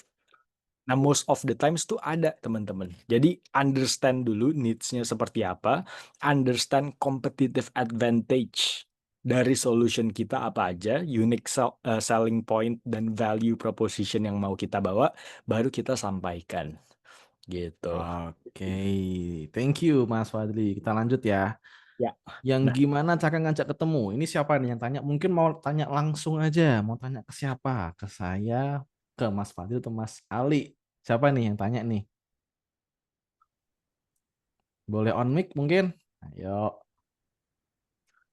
siapa? oke. Ada nggak? Ke Geraldo dulu kali, Ge. Nanti kita gantian terus lagi. Ya udah. Oke, Oke. gimana sih biar ngajak ketemu langsung biar mereka mau mungkin konteksnya nih mau meeting dulu gitu karena kan belum tahu Oke. juga produknya apa, belum tahu solutionnya seperti apa, tapi at least mau ketemu dulu deh. Padahal connection by chat udah oke, tapi harus biar dapat appointment atau meetingnya gitu. Oke, sesimpel ya kasih CTA guys. Call to action itu penting banget. Kalau kalian mungkin sering ya untuk lihat di LinkedIn, kok aku selalu bilang bahwa ada satu teknik yang namanya adalah RRR framework, di mana itu adalah relevan, reward, dan request. Nah, relevan, reward kita skip dulu lah. Itu adalah intinya kalian nge-solve problem apa dan lain-lain. Nah, ketika kita sudah ngasih tahu solve problem apa, terus endingnya mau ngapain, chattingan udah bagus kalau kita sendiri juga nggak tahu, nggak mau mimpin ya, nggak mau mimpin untuk conversationnya mau ke arah kemana ya juga repot. Makanya aku sangat highly recommended untuk pakai CTA. CTA ada dua guys, ada soft, ada hard juga. Kalau aku pribadi aku suka yang hard. Hard tuh lebih ke ngasih tahu, yuk kita ketemu. Mau nggak Pak saya demo 15 menit misalnya. Atau mau nggak Pak kita apa namanya, saya kasih study case, saya jelasin study case, nggak harus demo, tapi lebih ke study case, mungkin lebih nge-sharing aja, mau nggak Pak kita ketemu 15 menit di hari Rabu, apa di hari Kamis, dikasih hari Jumat gitu ya. Aku kasih tips kalau ngajak CTA itu lebih ke ngasih pilihan ya, daripada kamu ngajak ketemu mau apa enggak, tapi lebih ke mau ketemu hari Rabu atau Kamis, mau meet online di hari Rabu atau Kamis, mau jam 1 atau jam 2. Jadi pilihannya ada dua, antara mau hari Rabu atau hari Kamis, daripada mau ketemu atau enggak. Gitu ya, semoga menjawab. Tadi kayaknya ada yang resen, siapa ya? Ada yang resen tadi kayaknya, kalau nggak salah. Oke. Aku. Oh Ya, ya, boleh. Gimana? Siapa Aku sih yang ngomong? lagi Anggi. Oh, Anggi. Hai Oh ya, semuanya. halo, halo halo. Anggi. Aku pengen nanya dikit aja sih. Sebenarnya kalau misalkan aku bikin apa namanya cold email atau first approach gitu dari beberapa, kan aku selalu kayak em, apa namanya bilangnya kayak company hopping gitu kan, nggak pernah lama Mm-mm. banget sampai 2 tahun gitu, kayak mostly paling lama mungkin Hmm. 2,5 tahun, tapi berikutnya tuh paling kayak 6 bulan, setahun kayak gitu-gitu kan. Nah biasanya tuh aku kayak memperkenalkan dirinya itu kan pasti kan kayak first approaching lewat email dulu nih, atau enggak connect dulu nih di LinkedIn gitu kan. Nah yang CTA Oke. KG maksud tuh maksudnya yang kayak langsung direct kasih dia optional untuk first meeting kah kalau misalkan dia belum bales nih, karena biasanya Hmm. kalau cold email itu aku pakai pattern, biasanya kayak 3 hari aku follow Mm-mm. up, 7 hari follow up, baru sampai seminggu gitu. Tapi kalau misalkan Ya. karena aku pakai Mergo, jadi aku kayak tahu kan, oh iya dia udah open nih, oh iya dia udah ngeklik Mm-mm. email aku nih gitu. Nah biasanya yang open atau ngeklik itu yang akan akun follow up gitu. Tapi untuk CTA-nya itu supaya dia bisa kayak bisa kita ajak meeting itu lebih kayak gimana? Oke, good question, Jelas nggak sih Anggi. pertanyaanku? Iya, iya, paham, paham, paham. Thank you, thank you. Eh, kalau aku ya, Benar, yang aku jelas lakuin banget. adalah memang untuk itu kita bahas cold email ya berarti ini. Jadi dari cold email sendiri, endingnya selalu aku kasih CTA. Selalu mau touch ke 1, kedua, ketiga sampai ke 7 pun aku kasih CTA. Tapi aku kasih CTA-nya itu berbentuknya beda-beda. Yang mungkin awalnya yang pertama spesifik mau tanggal berapa, mungkin yang kedua lebih mau nggak ketemu minggu ini. Nanti mungkin yang ketiga lebih mau nggak minggu depan gitu. Aku ganti-ganti aja CTA-nya. Yang penting Oh, oke. goalnya itu bukan untuk meetingnya dulu, respon dulu nih. Goalnya itu dulu. Betul, betul. Nah, kalau ketika dia udah respon, baru kamu nanti bisa kasih value-value lain. Nah, penting juga CTA itu harus didorong dengan value yang kuat juga di meeting, di code email gitu ya. Kalau value kamu bagus, tadi yang aku share ya, relevan buat dia, ada rewardnya, kenapa mau meeting, pasti orang mau meeting kok. Walaupun belum tahu produknya 100% karena kamu mungkin jago banget nih ngetik di cold email, kamu udah ngasih value-nya, singkat, padat, jelas, berisi gitu ya. Orang pasti mau meeting. Jadi memang untuk CTA itu kamu Mm-mm. bisa nggak harus semuanya sama CTA-nya, tapi CTA itu harus tetap ada di setiap touch point gitu. Oke, mungkin aku tambahin Oke. dikit juga ya Thank you, Boleh. thank you, Kak. dari Boleh, Sama-sama, boleh. Anggi. ideanya Anggi ya. Oh, this is good by the way. Jadi real questionnya tadi yang kayak pattern gitu, aku bantu explain juga ke teman-teman. Jadi kita biasanya tuh sebutnya kayak cadence teman-teman. Cadence bahasa Hmm. Indonesianya apa sih? Cadence tuh maksudnya rangkaian. Nah, jadi misalnya kita mau kontak misalnya Leonita gitu ya. Aku mau kontak Leonita, apakah di follow up tiap hari? Enggak. Jangan. Karena kalau tiap hari tuh takutnya annoying juga dan terlalu sering. Nah, biasanya kita jarak-jarakin ada cadence atau pattern-nya. Jadi hari pertama nggak dibales, hari kedua skip dulu, hari ketiga mungkin nanti baru kita follow up. Walaupun belum dibales teman-teman. Hari keempat nggak dibales, nggak apa-apa. Hari ketiga nggak dibales, baru nanti kita follow up lagi di hari kelima. Jadi kasih gap dulu, jarak Yep. 1-2 hari, maksimal 3-4 hari, baru kita follow up. Nah, call to action ya, biasanya ini perbedaannya dari cold email atau mungkin promotional atau email marketing yang hanya newsletter aja. Jadi kalau teman-teman sering biasanya nih kita dapat email dari chat time atau dari apa F&B segala macam. Nah itu sifatnya lebih informational tentang produk, promo atau mungkin brand tertentu. Nah sedangkan kalau di cold email kita lebih konsultatif selling, kita pengen kasih tahu dulu value apa yang kita bisa kasih ke prospek-prospek kita, dan tujuannya adalah mereka aware, mereka tahu informasi dan ada platform atau solution yang bisa kita sampaikan, tapi next steps-nya apa teman-teman? Apakah hanya informational aja? Harapannya enggak. Harapannya adalah pastinya kita bisa ngobrol lebih detail lagi over meeting gitu teman-teman. Meeting bisa online, bisa offline, jadi call to action-nya bisa sesimpel. Mungkin untuk salah satu next step-nya kita bisa online meeting atau mungkin offline meeting di office-nya prospek. Nah, itu biasanya ada di call to action yang tadi Geraldo banyak share Yep. juga. itu biasanya ada di part bawah teman-teman.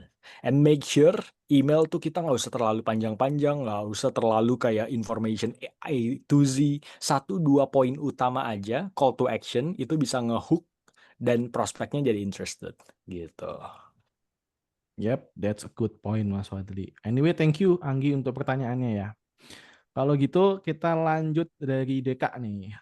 Kak masih bingung kalau kita belum paham semua fitur produk, lebih baik nunggu paham dulu baru outreach atau jalan aja sambil belajar di lapangan. Help me.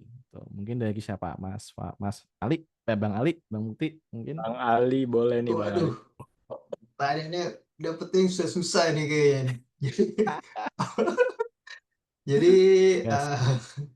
kalau tadi pertanyaan gue baca tuh, Kak, Mas bingung nih kalau kita belum paham semua fitur produk, lebih baik nunggu baru outreach atau jalan aja sambil belajar di lapangan. Yang pastinya tuh jalan sambil belajar ya, karena kalau misalnya nunggu sampai paham semua pasti nggak bakalan mulai, karena tuh pasti fiturnya tuh ada ratusan, ada banyak, tiap produk tuh pasti fiturnya ada banyak banget.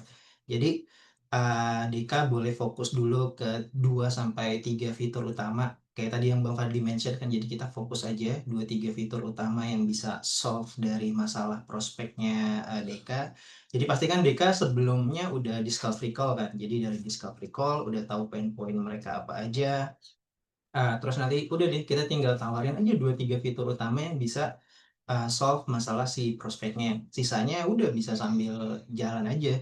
Jadi kalau misalnya prospek tanya, Mbak misalnya Kak bisa nggak sih solving masalah ini atau solving masalah itu? Nah tiba-tiba Deka nggak tahu nih apa nih jawabannya. Ya udah nggak apa-apa, nanti tinggal belajar Pak.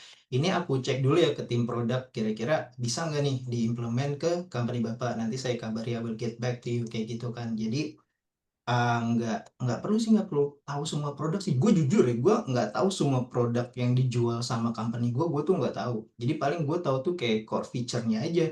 Kalau semua feature mah itu mah urusannya tim produk kan. Jadi kalau misalnya kayak gitu, fokus dulu aja di 2-3 fitur utama. Biasanya tuh gue selalu ngambil dari case study. Gue ngambil case study company itu biasanya 2.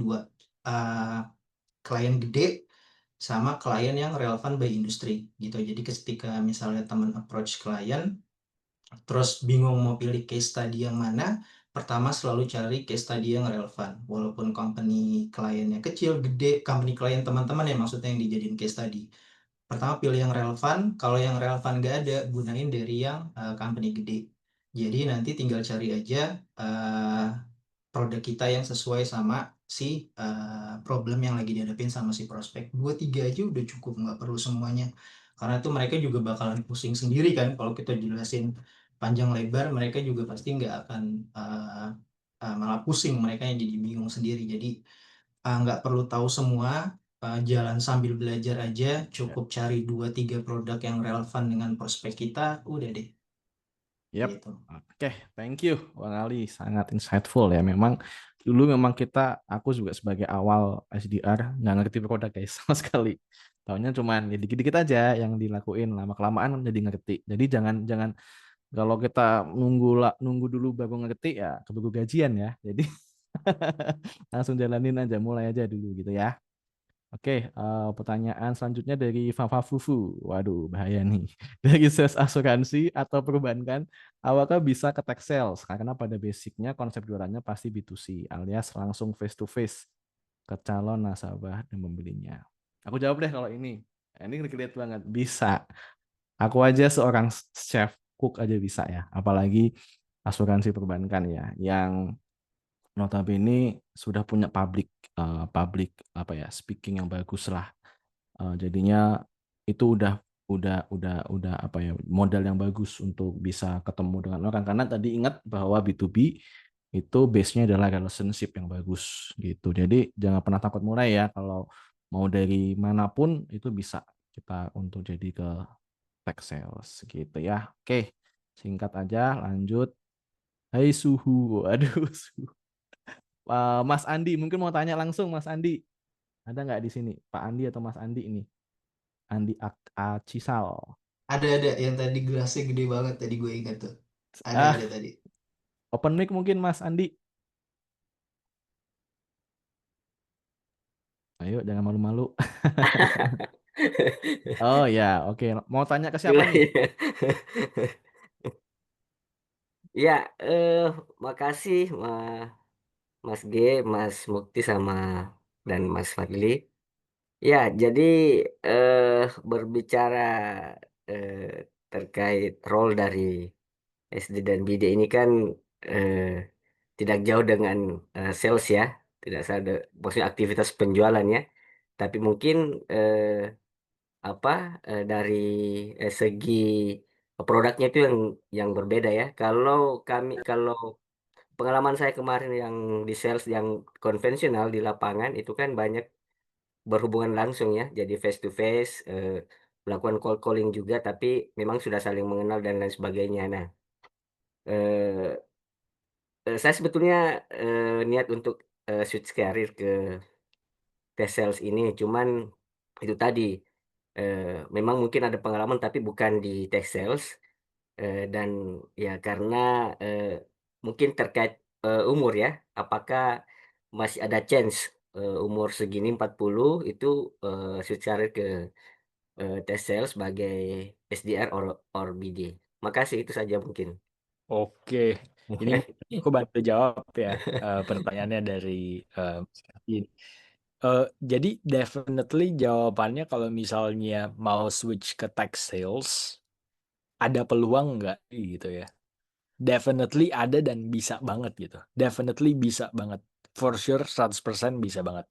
Kenapa? Karena gini, aku explain juga logic dan reasonnya gitu ya. Jadi di B2C pun itu nggak gampang sebenarnya. Itu susah juga teman-teman. Buat kayak ketemu sama prospek segala macam itu nggak gampang juga. Dan itu apalagi udah 8 tahun, included 1 tahun di Head of Sales Marketing Finance, itu modal utama yang mahal banget gitu. Jadi definitely ada beberapa part yang harus di-adjust juga. Karena kalau di B2B lebih segmented lagi, nggak terlalu kayak banyak promotion segala macem. Kalau teman-teman lihat juga mungkin iklan-iklan company yang business to business tuh segmented, nggak ada di YouTube, nggak ada di TV segala macem. Cara mainnya beda. Jadi ada beberapa part yang bisa di-adjust. Tapi sales 8 tahun experience-nya itu modal utama yang besar banget. Sangat besar, sangat bagus, dan sangat mahal banget. Priceless banget menurut aku. Nah, apakah kayak umur segala macam itu menjadi kayak hambatan? Enggak juga. Kenapa? Karena sebenarnya itu salah satu advantage, kita udah lebih experience juga. Kita udah punya banyak juga eh, kemampuan yang memang udah berjalan terus, especially di lingkup yang mirip-mirip juga di sales gitu. Nah, mungkin aku tambahin satu lagi. Jadi zaman sekarang teman-teman, salah satu advantage-nya sales, kita tuh nggak perlu memang presence company-nya harus 100% ada di Indonesia. Jadi kebetulan kalau aku company-nya ada office, ada tim di Indonesia 20 orangan, tapi kita dulu start dari 3-5 orang, sekarang udah 20-an. Tapi banyak juga mungkin kalau lihat experience dan real cases kayak company-nya Bang Ali nih ya, Bang Mukti Ali, actually kayak headquarter-nya mungkin ada di United States atau banyak company dari Singapura, dari India, dari European countries. Mereka nggak require 100% harus ada office di Indonesia, bisa work remotely, even buat handle country yang negara beda-beda. Kalau memang interviewnya kita oke, experience-nya jelas juga segala macam, bener-bener kompetensinya bagus, why not? Pastinya bisa juga gitu. Jadi it's so many kayak opportunities, tergantung kita mau belajarnya atau enggak buat pursue this tech sales gitu. Thank you Alright. Mas Andi. Thank Oke, you, thank thank you you. Mas Fadi. Untuk Mas Andi, good luck ya untuk switch karirnya, semoga dilancarkan semuanya ya. Amin, thank you. Oke, lanjut dari Anonymous. Bagaimana cara follow up leads tidak responsif yang ketiga, keempat, kelima kali dan seterusnya. Oke, ini case-nya anggap aja aku jawab lah. Anggap aja orangnya nggak tertarik nih. Sesimpel yang nggak usah dilanjutin guys.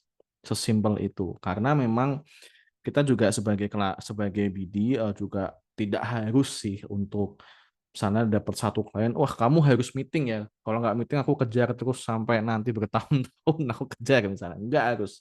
Jadi memang kalau aku pribadi maksimal aku touch tuh 7.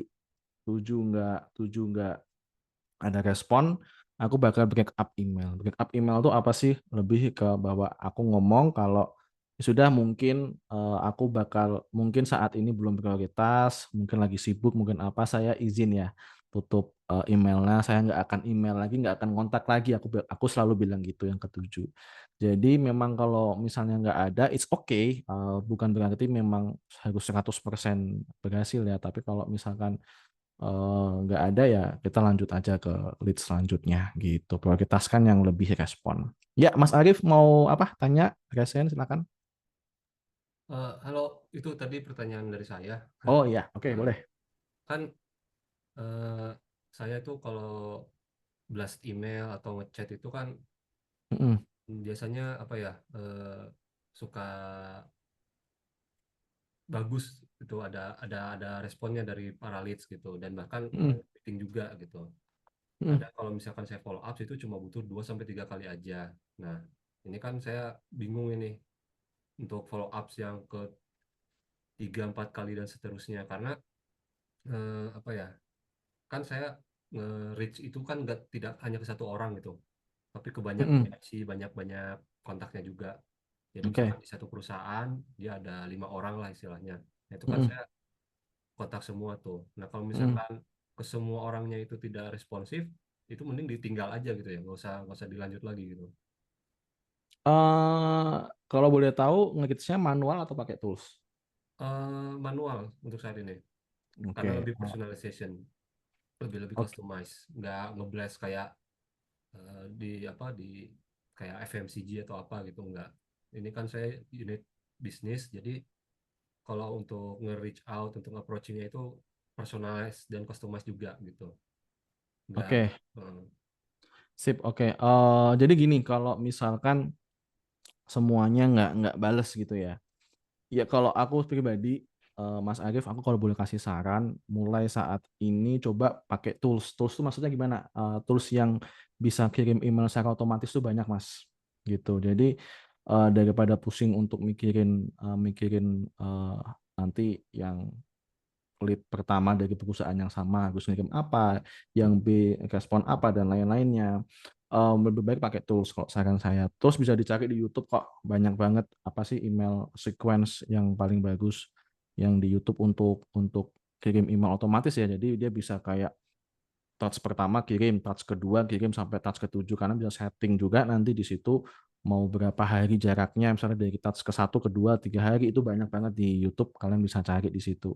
Nah kalau misalkan ya masih sama sih jawabannya. Semisal kalau dari perusahaan itu yang nggak ada yang ngerespon, ya udah kita cari mau gimana lagi gitu. Nggak usah terlalu maksa juga karena memang kadang ada beberapa perusahaan yang industri lah, aku bisa bilang industri. Biasanya kalau kayak industri manufaktur itu agak slow dia responnya, biasanya manufaktur agak slow karena tipe orang-orang lapangan semua ya, mungkin agak slow di situ. Jadi nggak usah terlalu musingin untuk satu perusahaan, tapi lebih baik fokus ke uh, lead lainnya yang lebih banyak gitu. Makanya aku encourage dari Mas Arief, mulai sekarang mungkin coba untuk cari tahu tentang automatic email sequence gitu sih Mas Arief. Menjawab nggak jawabannya?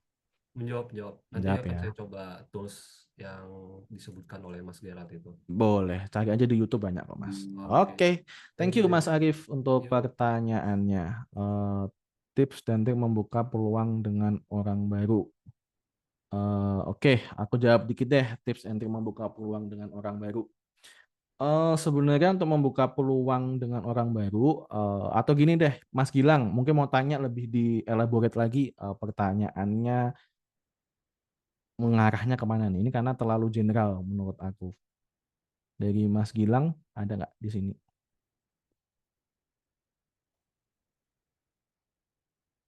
Mas Gilang, halo, nggak ada ya?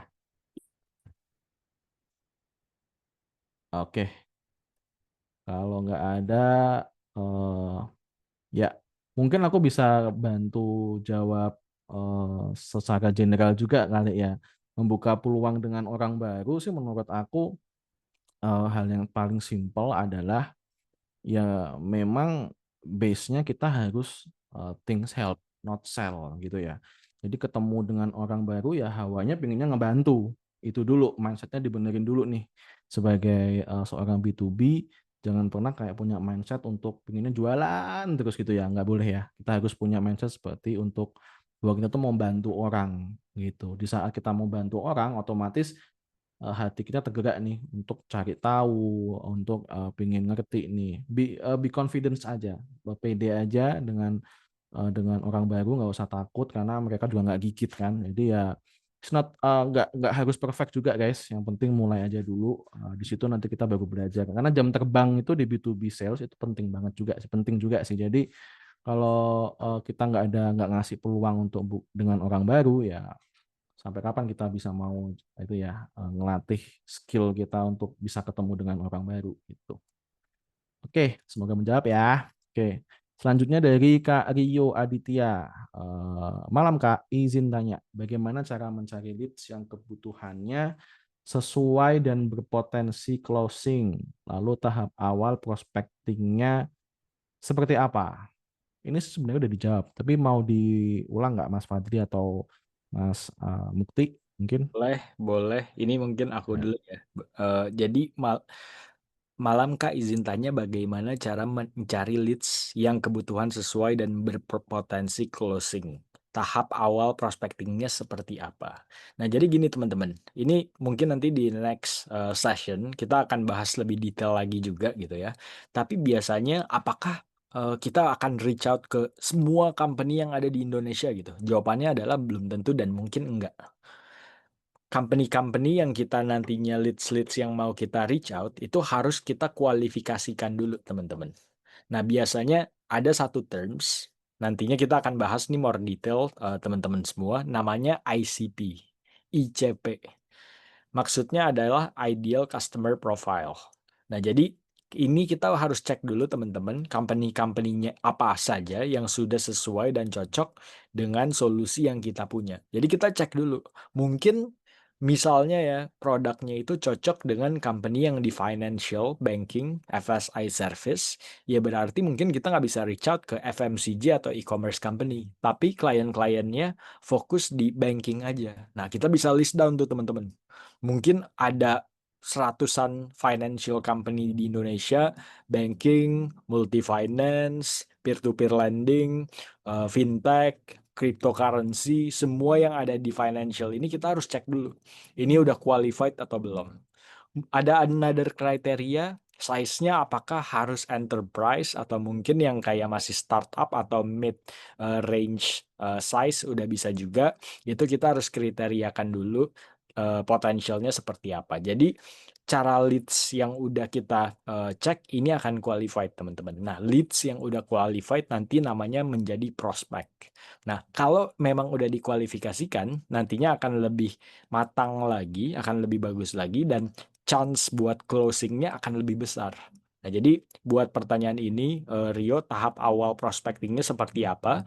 Kita kualifikasiin dulu. Jangan langsung di reach out, tapi kita cek dulu ini udah qualified atau belum.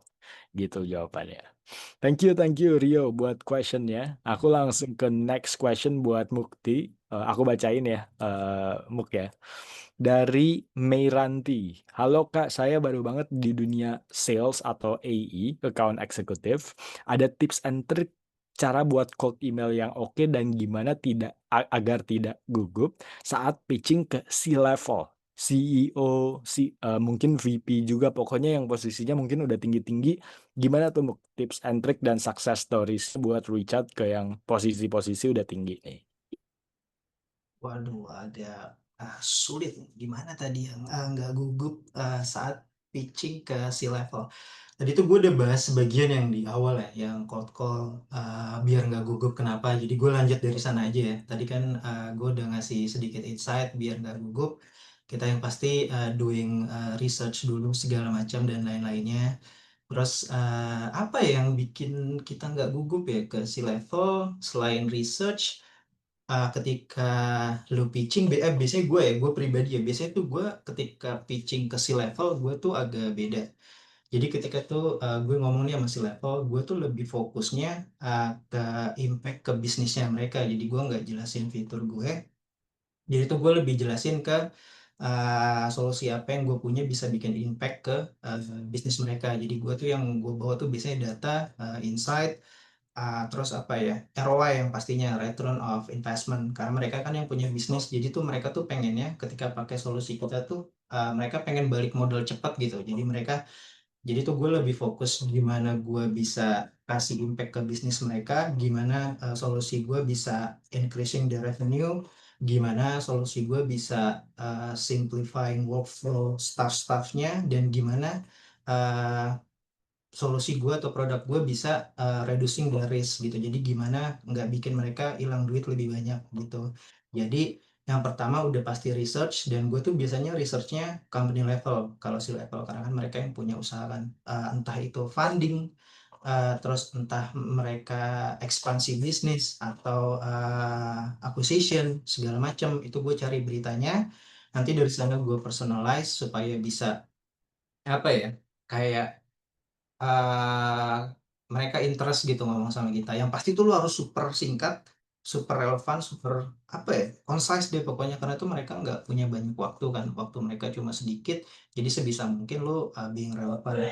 Dan apa ya, sebenarnya sih agak-agak beda sih ya, karena kalau di Indonesia kan kita tuh kebanyakan banyak yang kayak ungguh-ungguhnya gitu. Lo ngerti kan maksud gue, kayak permisi Pak Bu, selamat siang Pak Bu, selamat malam Pak Bu, gitu-gitu kan. Nah tapi itu biasanya gue kalau pitching ke si level, gue tuh nganggap kayak diri gue juga si level. Karena biar biar mereka tuh kayak interest gitu loh ngomong sama kita, nggak kayak ini apaan sih nih bocil ngomong sama gue nggak jelas gitu, ngalor ngidul. Jadi yang pasti lo super relevan, doing your research, relevan, fokus ke business impact, jangan ke fitur gitu. Jadi lu jelasin ke dia gimana solusi lu bisa double their number. Pak, I have this data nih, aku punya data nih Pak, gue punya data nih. Solusi gue kemarin bikin let's say for example apa ya, kita ngasal aja lah company-nya, misalnya Nestle. Pak, kemarin Nestle jalanin campaign ini pakai solusi gue, mereka double their number Pak, mereka reducing risk Pak, mereka nggak kehilangan duit sekian-sekian karena solusi gue nge-surfacing isu ini nih buat timnya mereka gitu. Jadi lu lebih fokus impact bisnis, jangan jual solusi, jangan jual fitur. Mereka nggak peduli semua itu, yang mereka pedulin adalah bisnisnya mereka dan gimana solusi lu bisa ngasih impact ke mereka gitu. Jadi kalau singkat dari gue, doing your research, research company level, lu bisa cari di TechCrunch, lu bisa cari di Crunchbase, buyer persona si level ini siapa. Nah enaknya adalah ketika lu ngomong sama si level, mereka tuh online presence-nya gede gitu. Mereka tuh aktif di sosial medianya, khususnya LinkedIn. Jadi lu pasti bisa dapat info dari sana, doing your research, ekspansi, funding, segala macam. Nanti tinggal lu tambahin, Pak, gue lihat lu mau akuisisi company ini ya. Gimana kalau gue ngasih lu solusi supaya lu bisa surfacing isu ini bla bla bla segala macam, supaya lu nggak kehilangan banyak duit ketika lu akuisisi company ini. Kayak gitu misalnya. Nah iya betul tuh sama Bang Padli. Jadi si level nggak akan peduli dengan produk solusi kita, yang mereka peduli adalah gimana solusi lu bisa ngasih impact bisnis ke mereka gitu. Jadi gue jadi ngulang-ngulang nih ngomong. Pokoknya yang penting adalah doing your research, company level, buyer persona level, fokus business impact. Ya udah deh, jangan takut yang pastinya, karena mereka tuh orang. Jadi nggak perlu takut, mereka si level juga orang juga. Mereka tuh apa ya? Ya kalaupun lu salah ngomong, mereka istilahnya nggak akan nonjok lu dari telepon lah istilahnya. Jadi Ya. ya udah gitu.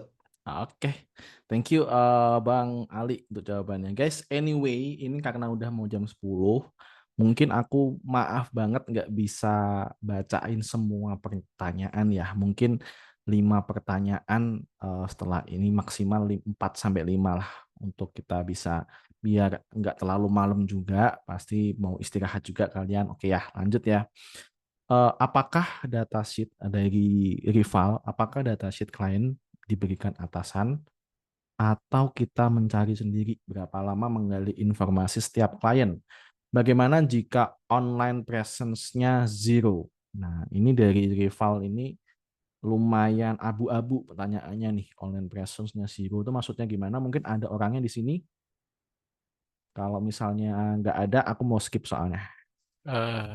Halo, Oh, ada. Oke. ya ada. Silakan. Maksudnya mungkin mereka tuh tidak punya apa ya, nggak punya akun LinkedIn atau website officialnya. Walaupun mereka punya, tapi mereka nggak pernah update gitu. Oke. Ya, Jadi kayak lebih nggak aktif gitu ya maksudnya ya. ya Gimana? betul, Ah, betul. Oke.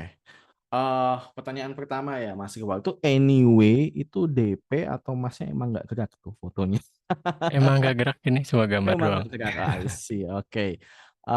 Yang pertama, apakah datasheet kalian diberikan atasan atau kita mencari sendiri? Ada dua sih. Beberapa perusahaan yang memang ada yang dia punya beli database, ada dan juga kita bisa cari lewat tools. Itu banyak banget, cari aja di YouTube guys. Aku nggak mau ngerekomendasiin, takut salah, tapi bisa cari ada ya beberapa aku spill ada Hunter IO, Soho, Apollo dan lain-lain, tanya banyak banget di YouTube. Kita bisa cari sendiri. Terus yang kedua, berapa lama menggali informasi setiap klien? Ya, galilah sebisa sesingkat mungkin dan kalau bisa ya sedetail mungkin. Fokusnya sebenarnya bukan berapa lama, tapi berapa banyak informasi yang harus kamu butuhkan. Nah, informasi-informasi ini sebenarnya based on company-nya pinginnya gimana, ada SOP masing-masing, guys. Yang penting ketika kalian tanya tentang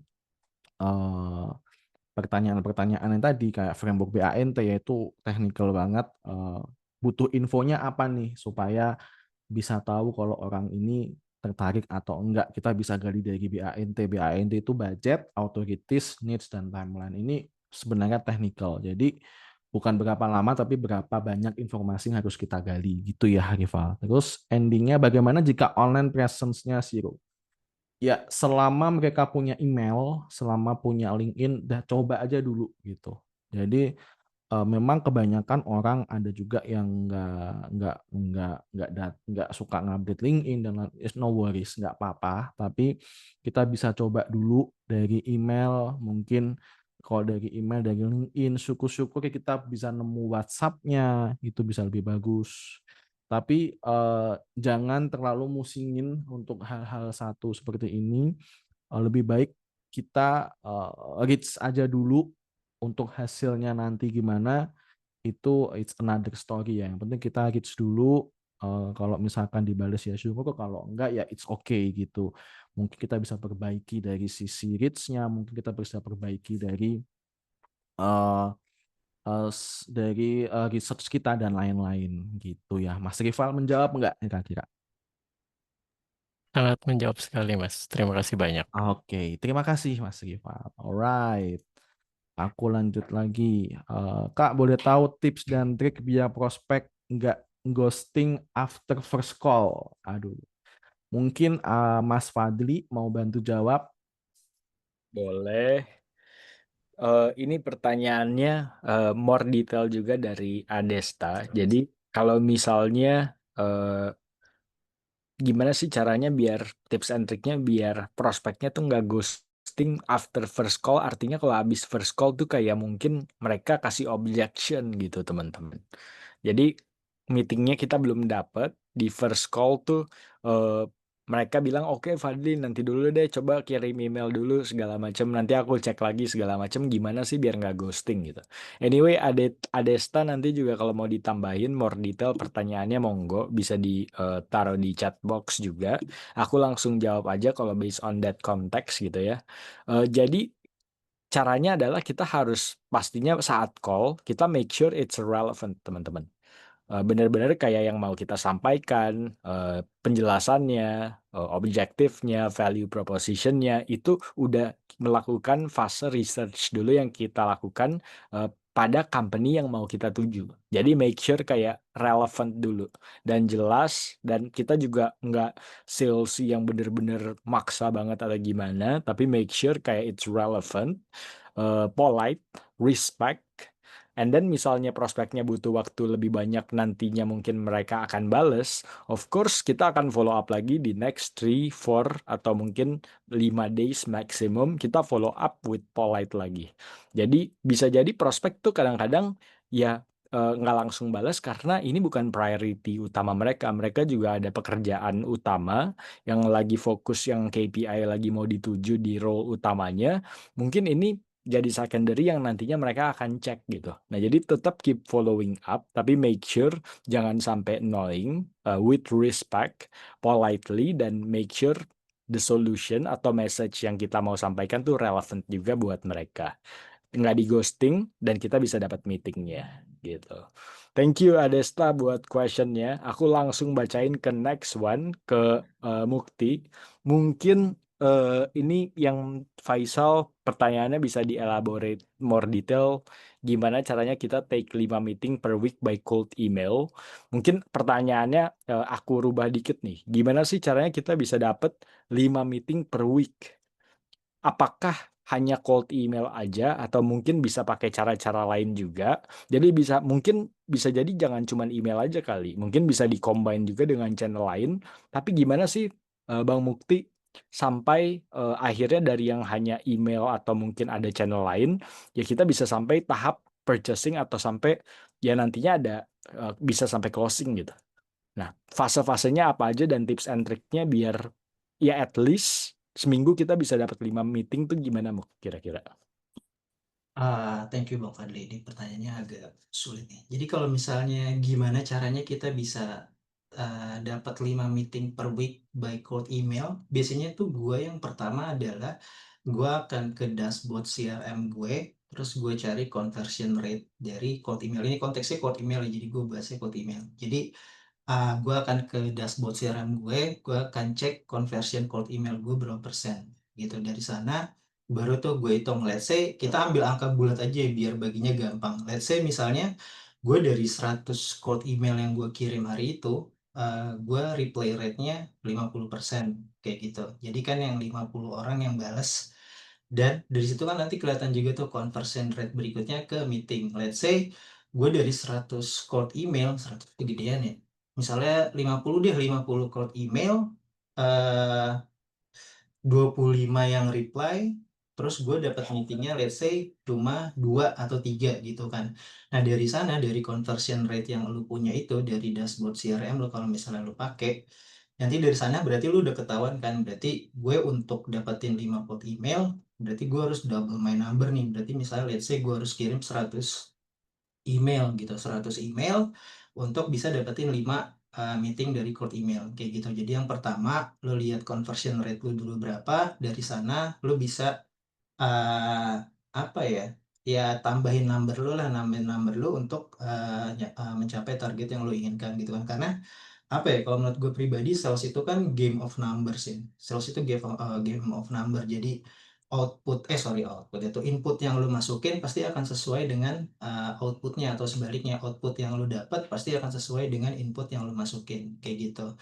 Nah nanti terus caranya gimana, yang pasti itu lu bakalan apa ya, mesti kirimnya tuh personalized email. Let's say selama ini lu ngirimnya yang email blast tuh lu nggak dapat 5 meeting, berarti ada yang salah dengan email yang lu blast gitu kan. Apakah dia ke spam box, apakah emailnya nggak relevan, atau emailnya bounce. Jadi kayak gitu nanti lu lihat kayak gimana, nanti lu bisa tahu tuh, oh ternyata email gue masuk ke inbox nih, tapi kok mereka nggak bales ya.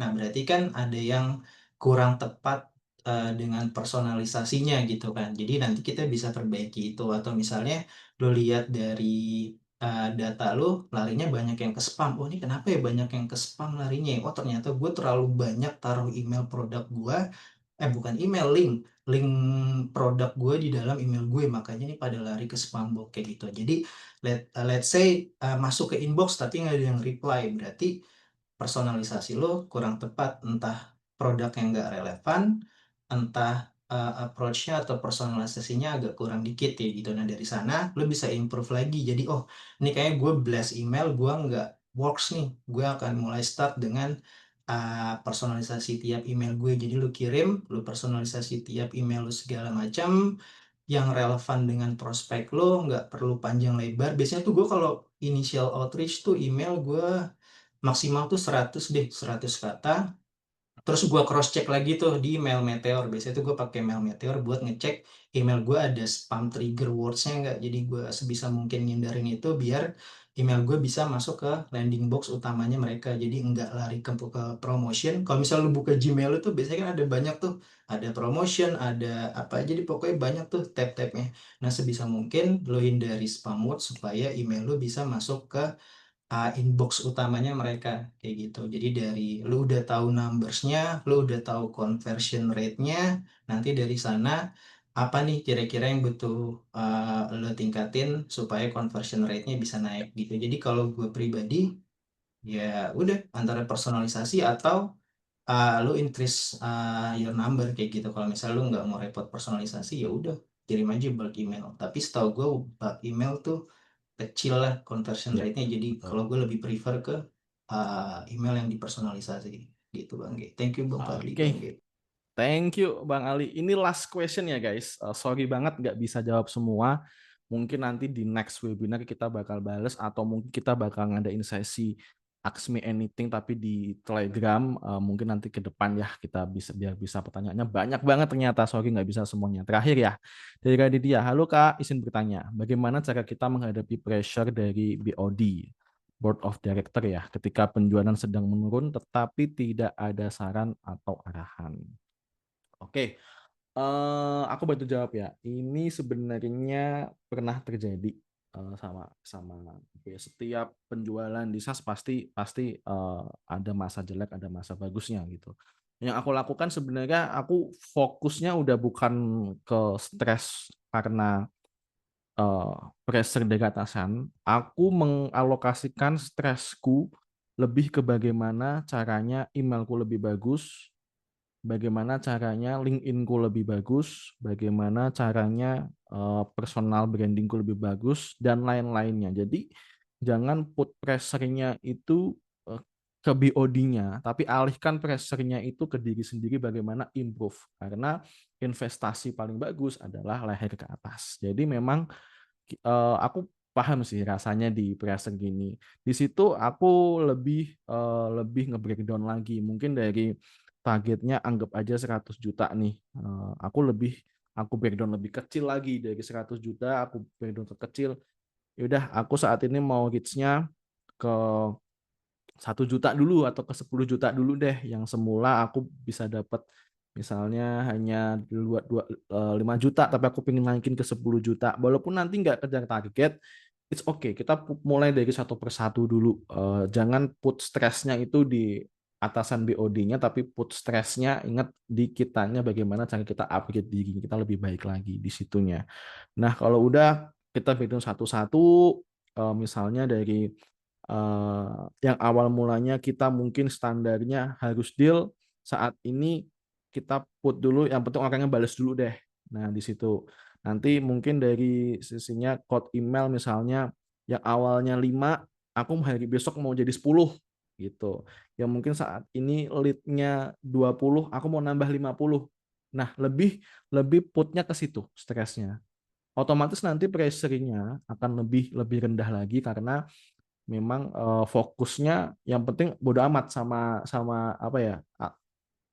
Ini aku SDR yang ngomongnya. Mungkin sorry di sini kalau ada BD manager atau head, I'm sorry, tapi memang kalau aku lebih ke ya, yang penting aku upgrade skill ketika ada pressure dari atasan, aku fokusnya bukan ke pressure atasannya tapi lebih ke bagaimana upgrade skillnya gitu sih, nambah intensitas untuk reach-nya, nambah intensitas mungkin dari 1 ke 2, dari 3 ke 5. Nah, itu yang lebih fokusnya harusnya lebih di situ dulu sih. Baru nanti usaha nggak akan mengkhianati hasil kok guys. Ketika kita benar-benar grit, punya jiwa follow up, terus kita growth mindset, itu pasti nanti lama-kelamaan benih itu akan bertumbuh dengan sendirinya. Cilah. Gitu ya. Oke, thank you Raditya untuk pertanyaannya. Sorry guys, untuk sesi pertanyaannya udah selesai. Nanti kita next akan adain lagi mungkin di Telegram ya. Tapi jangan pergi dulu guys. Mungkin ada kata-kata terakhir, kata-kata terakhir nih dari Bang Fadli mungkin ya. Close